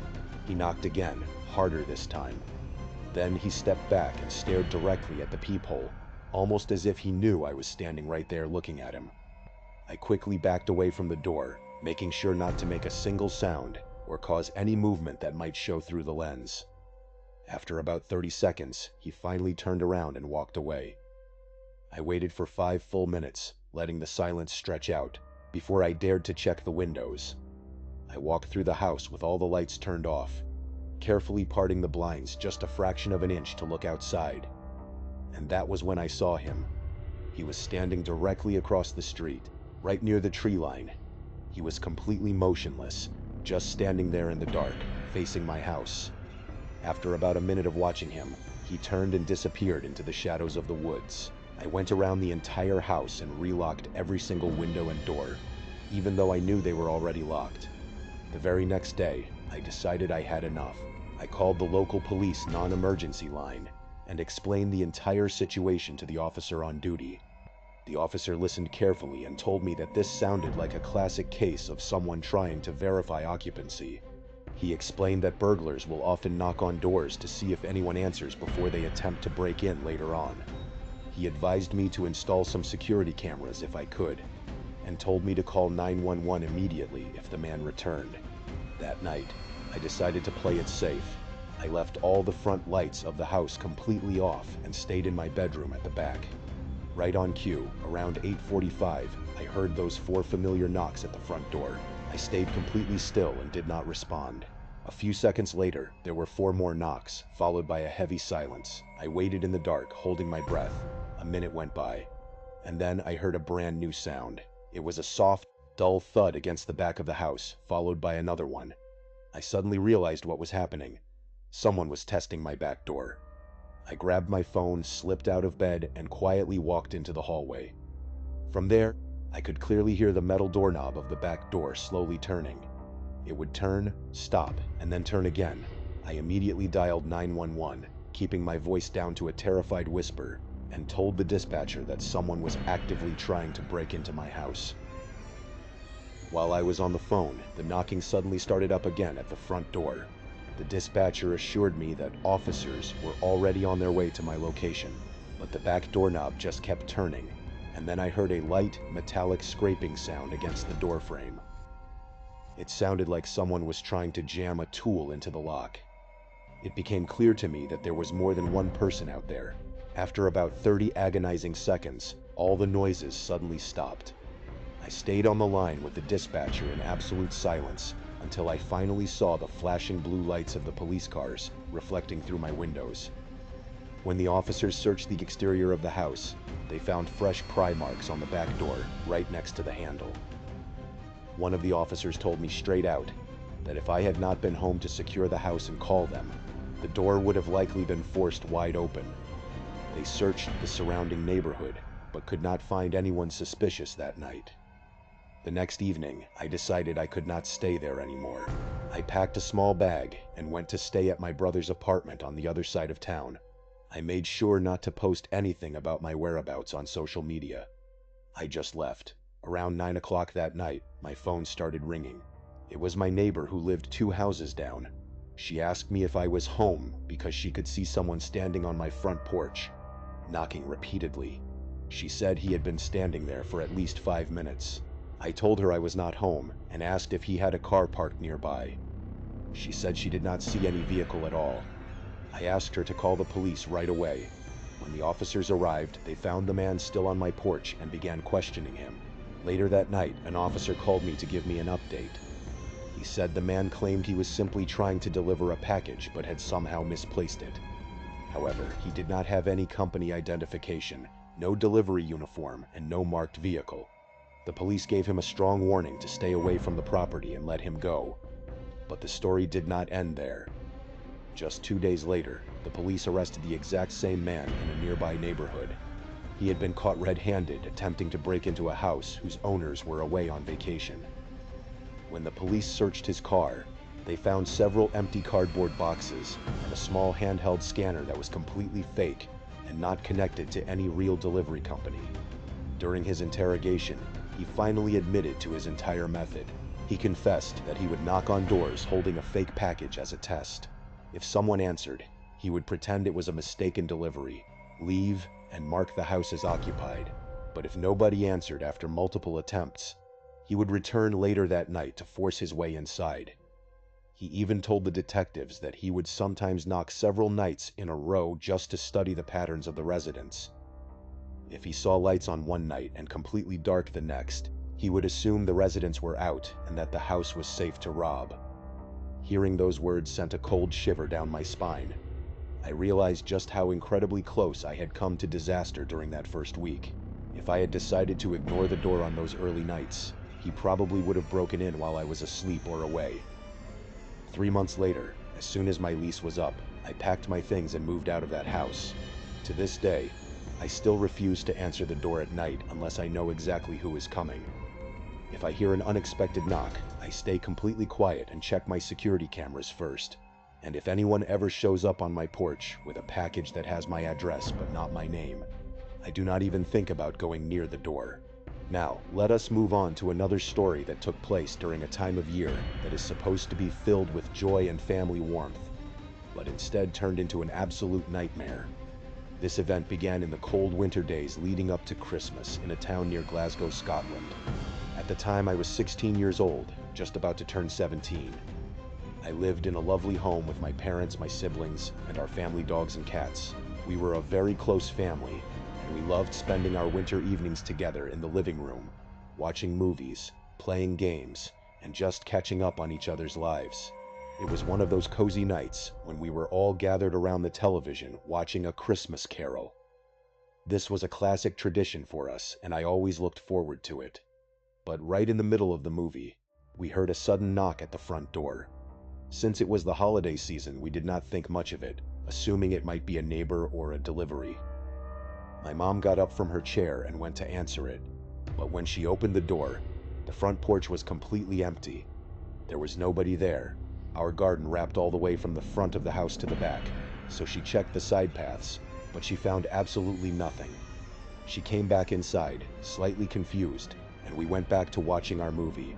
A few days later, I was sitting at the living room table, focusing hard on some exam preparation work. The house was quiet when suddenly I heard that same knock at the front door. I put my pen down, got up, and went to open it. Once again, there was absolutely nobody there. The street was completely still. At that point, we all assumed it must be some local neighborhood kids playing a prank. In Scotland, there is a very common game that kids play called Chappie. The rules are simple. Kids run up to a house, knock as hard as they can, and then run away laughing to hide. It is a silly game, but for kids, the quick rush of adrenaline from seeing an adult open an empty door is strangely exciting. We had a family group chat where we would keep each other updated, and over the course of that week, several other family members posted that they had experienced the exact same random knocks. But the one incident that really started to worry us happened to my dad. My dad was a bit of a night owl back then. He would usually stay up much later than the rest of the house, either playing video games on his Xbox or watching television once everyone else had gone to sleep. One night around 11:30, when the entire street was completely silent and all the neighborhood kids were definitely inside their homes. My dad heard a very quiet, gentle knock on the door. He was immediately confused because of how late it was. He walked over to the door and looked through the peephole first, but he did not see anyone. He slowly unlocked the door and opened it to look out into the night. The street was totally empty and silent. He locked the door back up, came upstairs, and asked if any of us had heard the noise. But because the knock had been so incredibly quiet, the rest of us had been fast asleep and heard nothing. This was the moment when a strange feeling of unease began to settle over the household. It was happening too often, and yet nobody had ever seen or heard anyone running away. Usually, when kids play Chappie, you can hear them whispering, giggling, or running down the pavement. But with these knocks, there was only ever dead silence. It felt like someone was standing there, knocking, and then just vanishing into thin air. When Christmas Day finally arrived, we tried to put the weird occurrences out of our minds. We spent the entire day opening presents, sharing gifts, playing family games, and eating far too much food. It was a wonderful, happy day. But later that night, all that rich holiday food started to catch up with me, and I began to feel really sick to my stomach. I decided to go upstairs to my bedroom to lie down for a bit. I ended up falling asleep and woke up much later. I reached over to check my phone, and the screen read 2:01 in the morning. The entire house was pitch black and completely silent. Everyone else had gone to bed hours ago. I knew right away that I would not be able to fall back asleep, because once I wake up in the middle of the night, my mind starts racing and sleep becomes impossible. So I just stayed in bed, scrolling through social media on my phone in the dark, watching videos of people showing off their Christmas presents, and texting a few friends who were also still awake. It is that typical holiday break behavior when you do not have school or any real responsibilities, and you just want to enjoy the late night freedom. But then, in the middle of the silence, I heard a very faint, muffled knock. I froze. I could not tell if the sound had come from my bedroom door, my window, or if my mind was just playing tricks on me because of all the weird events from the previous weeks. I sat up straight in my bed, staring into the darkness of my room with my heart pounding against my ribs. I was too terrified to move. I knew for a fact that absolutely nobody should be outside our house at 2 in the morning on Christmas night. My bedroom was on the second floor of the house, so the idea of someone knocking on my window seemed almost impossible. After what felt like an eternity, I finally gathered enough courage to get out of bed and open my bedroom door. But just as I cracked it open, I heard the unmistakable sound of heavy footsteps coming up the stairs. My brain instantly tried to rationalize it. I thought it must be my dad coming up to bed after staying up late to play his games. I stepped out onto the landing, fully intending to tell him that I was still awake, but as I reached the top of the stairs, I realized with absolute horror that it was not my dad. Standing on the stairs was a complete stranger, a man I had never seen before in my entire life. I felt a wave of pure sickness wash over me. I wondered if this was the person who had been knocking on our door all those weeks, and now he was already inside our home. He was staggering and swaying as he climbed the steps, looking heavily intoxicated. I slowly backed away into my bedroom, desperately praying he would not notice me. Fortunately, he was too disoriented to look up, and I managed to quietly shut my door. I stood there, listening intently as his footsteps shuffled around the landing. I could hear him opening doors, walking into one room after another. I realized with sheer panic that it was only a matter of time before he reached my door. I was completely frozen. All my logic and sense seemed to vanish in that moment of pure terror. After a few moments, I gently cracked my door open again to see where he was. I saw him stumbling out of my younger sister's bedroom. Seeing him near my sister's room finally snapped my brain back into action. I slipped out of my room, ran straight to my parents' bedroom, and shook them awake, whispering frantically that there was an intruder inside the house. My mom woke up instantly, but my dad was still groggy and confused. We all crept downstairs together to see what was happening. When we reached the living room, we were shocked to find the man completely passed out on our couch. He had found my dad's beer bottles, opened several of them, and scattered them all over the floor around him. My mom immediately lost her temper and began shouting at him to get out of our house. The man stirred slightly, opened his eyes, and angrily started insisting that this was his house and that we were the ones who needed to leave. We tried to pull him up, but his body was completely limp, like dead weight. My mom even slapped him across the face to try and wake him up, but he barely reacted. Just then, my dad came fully down the stairs, saw the situation, and immediately took charge. He roared at the man, telling him in no uncertain terms that he did not live here, and that he had to get out immediately. The man stubbornly refused. Seeing no other option, my dad physically grabbed the man, lifted him off the couch, and dragged him toward the side door of the house. He shoved him out into the cold night, and warned him never to show his face here again, before slamming the door shut and locking it. We all stood there, breathing heavily, thinking the nightmare was finally over. But just seconds later, a violent crash shattered the silence. The man had swung his fist and punched directly through the glass window next to the door. Shards of broken glass flew everywhere, scattering across the floor. Then, he pushed his bleeding face right through the broken pane, staring at us with wild eyes, looking exactly like that famous scene from the movie The Shining. While my dad ran to grab the phone to call the police, the man began screaming terrifying threats at us.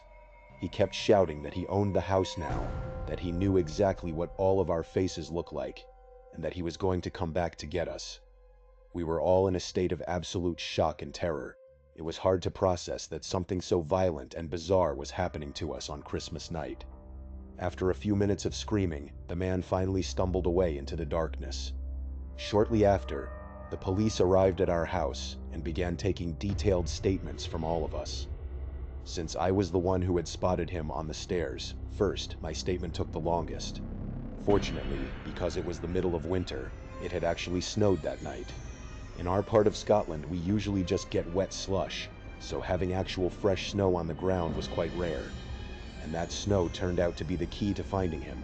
There was a very clear, bright trail of red blood leading right down our street. The police officers followed the bloody tracks easily, and they led them straight to a nearby neighborhood playground. There, lying on the ground in the snow, they found the man. His hands were covered in cuts and embedded with shards of broken glass. They arrested him on the spot and confirmed to us that they believed he was the intruder. The very next morning, we had our broken window replaced. We sat down and explained everything to my younger siblings, who had miraculously slept through the entire chaotic ordeal, probably because they were completely exhausted from all the Christmas excitement and food. Because of my age and the terrifying threats the man had made toward us, I was granted a formal restraining order against him. He was eventually fined for the property damage and sentenced to community service instead of jail time. During his police interrogation, the detectives questioned him about the weeks of mysterious knocking that had occurred before his break-in, but the man swore he knew absolutely nothing about that. He denied ever coming near our house before that night. It turned out that he actually used to live in our house many years before my family had moved in. He claimed that he had no bad intentions whatsoever, saying he had simply had far too much to drink while out celebrating with his friends, and had accidentally walked into his old home by mistake. We were incredibly grateful that nobody in our family was seriously injured. The only actual injury was a bruised wrist that my mom got from slapping him while wearing heavy metal bracelets. It turns out that slapping someone while wearing jewelry hurts you a lot more than it hurts them. But to this day, we have never found any explanation for the strange knocking sounds that plagued our house in the weeks leading up to that night. Even now, all these years later, I sometimes think I hear a faint knock at the door late at night. Sometimes I wonder if it is just my imagination playing tricks on me, or if there really was someone else out there in the dark, watching our house and waiting for the right moment. I suppose I will never truly know the answer. Our next story takes us back to around the year 2010, when I was just a young child of about 6 years old. My family was living in a quiet, cozy neighborhood in the city of Springfield, Oregon. Our household consisted of my mother, my older brother, my older sister, and myself. My dad was not with us at the time because he was deployed overseas with the military. I was extremely close with my dad, and whenever he was away for long stretches of time, it was always very hard on me.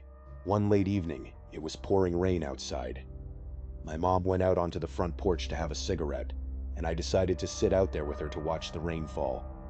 Even though it was quite cold and damp, I really enjoyed just sitting there in the quiet, spending that peaceful time with my mother.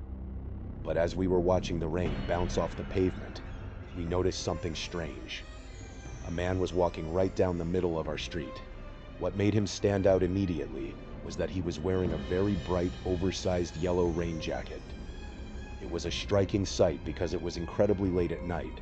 The rain was coming down in sheets, and there was absolutely nobody else out on the road. My mom and I both watched him closely. As he got closer to our house, he began to steer his path slightly toward our driveway. My mom immediately stood up, put her cigarette out, and grabbed my hand tightly. We stood there on the porch and watched as the man came to a complete stop right next to the garbage cans at the edge of our driveway. My mom turned around to quickly usher me inside the safety of the house, and that was when the man suddenly began to scream at us. I cannot remember the exact words he was yelling, but I will never forget the absolute terror I felt as my mom hurried me through the front door. The moment we were inside, my mom locked the door shut and immediately turned off all the lights in the house, plunging us in darkness. I was absolutely terrified. Being only 6 years old, I burst into tears. My mom quickly gathered my siblings and me, shushing us gently, and led us all into my parents' large king-sized bed. We all huddled together under the blankets, feeling incredibly anxious and worried about the strange man outside. But as the minutes ticked by, nothing else happened. There was no more yelling, no strange noises, and no signs of the man. Eventually, the warmth of the bed overcame our fear, and we all drifted off to sleep. But that night, I had a horrible, vivid nightmare that I can still picture perfectly to this day. In the dream, I saw a man wearing that same massive yellow rain jacket, standing right outside our bedroom window, peering in at us through the glass. I woke up from the nightmare in a state of pure panic, crying and shaking uncontrollably. I reached over and shook my sister awake, crying as I told her how scared I was. I have no idea what time it actually was. My sister got out of bed and walked me to the master bathroom that was attached directly to the bedroom. She shut the door behind us and sat with me, talking to me in quiet whispers to help calm me down without waking up our mom or brother. But while we were sitting there in the bathroom, a sudden, violent noise shattered the quiet. It was a loud, aggressive banging on our front door. My sister gasped, threw the bathroom door open, and ran over to my mom's side of the bed, shaking her awake as fast as she could without saying a word. My brother woke up instantly from the loud noise too. I sat frozen on the bathroom floor, completely terrified, as my mom gestured for my brother and sister to quickly join me inside the bathroom. We all huddled together on the floor, crying and shaking with fear, while the heavy, rhythmic banging on the front door continued to echo through the dark house. My mom went out into the hallway, trying to find her old BlackBerry phone so she could call the police. But in her panic, she could not find it anywhere. That meant we had absolutely no way to call for help. We sat there in the dark bathroom, listening to the man outside. He was not just knocking anymore. He was screaming at the top of his lungs, demanding that we let him inside, all while slamming his fists against the door. It was the most helpless, terrifying night of my entire life. It was just my mom and her 3 young children, with no phone, and my dad was thousands of miles away. We huddled close on the bathroom floor, crying and praying that one of our neighbors would hear the commotion and call the police. But nobody did. Eventually, the screaming and banging faded away, and the man left. No police ever showed up. What was so bizarre to us was that our neighborhood was quite small, with the houses built very close together. Our house was actually a duplex, sharing a wall with another family. How not a single neighbor managed to hear a grown man screaming and slamming on a door in the middle of the night was completely beyond us. Eventually, we managed to get back to sleep, and for a few weeks, everything seemed to return to normal, but the peace did not last long. Not even a month later, while it was still just the 5 of us in the house, my family woke up one morning to a chilling sight. Our front door was standing wide open. Not only that, but one of our windows was pushed open, and there was a giant, clean hole cut directly through the window screen. My mom immediately grabbed her phone and called the police. As we went through the house, we realized that several random items were missing. My piggy bank, which contained all of my holiday savings, was gone. Other random household items had been taken as well, but by far the most disturbing thing that was stolen was a large glass vase. For months, Our family had been filling this vase with spare cash and coins, saving up for a special occasion, and the absolute most sickening part of it all was where that vase had been sitting. It had been placed right on my nightstand, directly next to the bed where my sister and I had been sleeping soundly all night. The thought that an intruder had stood right next to our sleeping bodies in the dark was absolutely horrifying. Because this happened so long ago, and because my mother has sadly passed away since then, many of the details of the police investigation have been lost to time. My dad was not there when the actual break-in occurred, so he could not fill in the blanks either. We never found out for sure if the intruder was ever officially caught by the authorities. I also still do not know to this day if the aggressive man in the yellow rain jacket was the same person who broke into our home weeks later. It could have been connected, or it could have been a completely different criminal. But there was one strange detail that we noticed later on. A few weeks after the burglary, I happened to look over at the porch of one of our neighbors. He was a quiet man who lived completely alone, and we rarely ever saw him leave his house. But sitting right there on his front porch was a large glass vase that looked identical to the one that had been stolen from my nightstand. We never got proof, and we never knew for sure, but the sight of it always left a lingering, unsettling feeling in my chest. This final story took place about 3 years ago, while I was living in Idaho serving a full-time religious mission. The small town where my companion, whom I will call Spencer, and I were assigned was incredibly small and remote. Because of how quiet the area was, there was not always a lot of work for us to do. To make matters worse, I was going through a really difficult personal patch at the time, struggling with low self-esteem and sleep issues. As a result of all this stress, Spencer and I found it really hard to stay out working all day long, so we spent a lot of time resting at home. We were renting a very tiny house, which was our only real option because there were simply no apartment buildings nearby. The layout of our tiny home was extremely simple. When you walked through the front door, you immediately stepped into the main living room where our desks were set up. To your immediate right was our bedroom door. If you kept walking straight, you would pass through a wide open doorway leading directly into the kitchen. Once you were in the kitchen, the bathroom was on your right, and the laundry room was on your left. It is also important to note that our landlord's house was located right next door, only a short distance away. If we ever ran into any issues, we could easily walk over or give him a quick phone call. On the night this happened, it had gotten dark quite early. Spencer and I were relaxing before going to bed. I was sitting at my desk in the living room, looking at my phone, while Spencer was sitting on his bed in the other room. In the middle of the quiet evening, I suddenly heard a single, distinct knock. It came from the kitchen window right above the sink. Because of our house layout, anyone standing at that kitchen window would have a clear view of the entire living area where I was sitting. I looked up immediately, but all I could see was the pitch black night. I tried to shake off the uneasy feeling, telling myself it must have just been a tree branch brushing against the glass. But the more I thought about it, the more unlikely that seemed. None of the tree branches were close enough to touch the window. Just as I was having this thought, another knock sounded. This time, it came from the window in the laundry room around the corner. A heavy feeling of dread settled in my stomach. I called out to Spencer to tell him what I was hearing, but as the words left my mouth, a third knock sounded. It came from the living room window, directly next to where I was sitting. I did not look to see who was on the other side.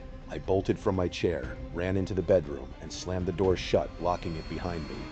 I asked Spencer if he had heard it too, and his wide eyes told me everything. He had. We began to whisper frantically, debating what we should do. The only potential weapons we had in the entire house were a couple of small kitchen knives, and we had no idea how many people were outside, or if they were carrying weapons. Going outside to confront them was completely out of the question. As we were trying to decide on a plan, the knocking sound moved once again. This time it came from the front door itself. The knocks were steady and deliberate, and we were getting more and more terrified by the second. We talked about calling the police, but we were so far out in the middle of nowhere that we knew it would take a very long time for them to reach us. That was when Spencer remembered we had our landlord's phone number. He quickly dialed the number and began explaining the emergency. By this point, the knocking at the front door had stopped, but I knew what was coming next, and I was absolutely dreading it. Sure enough, a few seconds later, the knocks came directly against our bedroom window. Spencer told the landlord what was happening, and the landlord told us to stay exactly where we were. He said he was grabbing his shotgun and would be right over. We waited in total silence for several minutes, holding our breath, but nothing happened. Finally, we heard our landlord's voice calling out to us from the front door. We unlocked the bedroom door and let him in. He told us that as he was walking over, he saw a pickup truck suddenly speed away down the dark road. He said it was already too far away in the dark for him to see any details. Spencer and I grabbed our flashlights, and together with our landlord, we went outside to inspect the property. There were still a few small patches of snow left on the ground from a winter storm. In those patches of snow, we found a clear set of footprints circling the entire house, going from window to window. As far as we could tell, there was only one set of tracks. We debated calling the police to report it, but we knew they would have a hard time finding a random truck with no license plate. Our landlord told us to call him immediately if the truck returned, and then he went back to his house. We locked every lock, turned off the lights, and tried to get some sleep, but neither of us could close our eyes. We wondered if it could have been other missionaries playing a mean prank on us, but if it was, they never revealed themselves or said anything afterward. Plus, it was way past our strict curfew. We also wondered if it was local teenagers, but a prank like that is usually done in a group, and we had only found one single set of footprints. We asked around the community over the next few weeks, but nobody ever confessed to doing it. To this day, I still have no idea who was outside our house that night, or why they chose to target us. But the absolute scariest part of the entire experience was realizing that when the very first knock happened at the kitchen window, I had looked directly at that window. That means I was likely staring right into the eyes of the stalker in the dark, and I did not even realize it. From that night on, my sleeping issues only grew much worse, and my personal struggles did not improve. I ended up leaving the area eventually, and I know for a fact that I will never set foot near that tiny house again. Thank you so much for watching. Let me know what you thought of today's episode in the comments. And remember, we have a whole playlist of true crime episodes ready for you to binge right now. Until next time, see ya.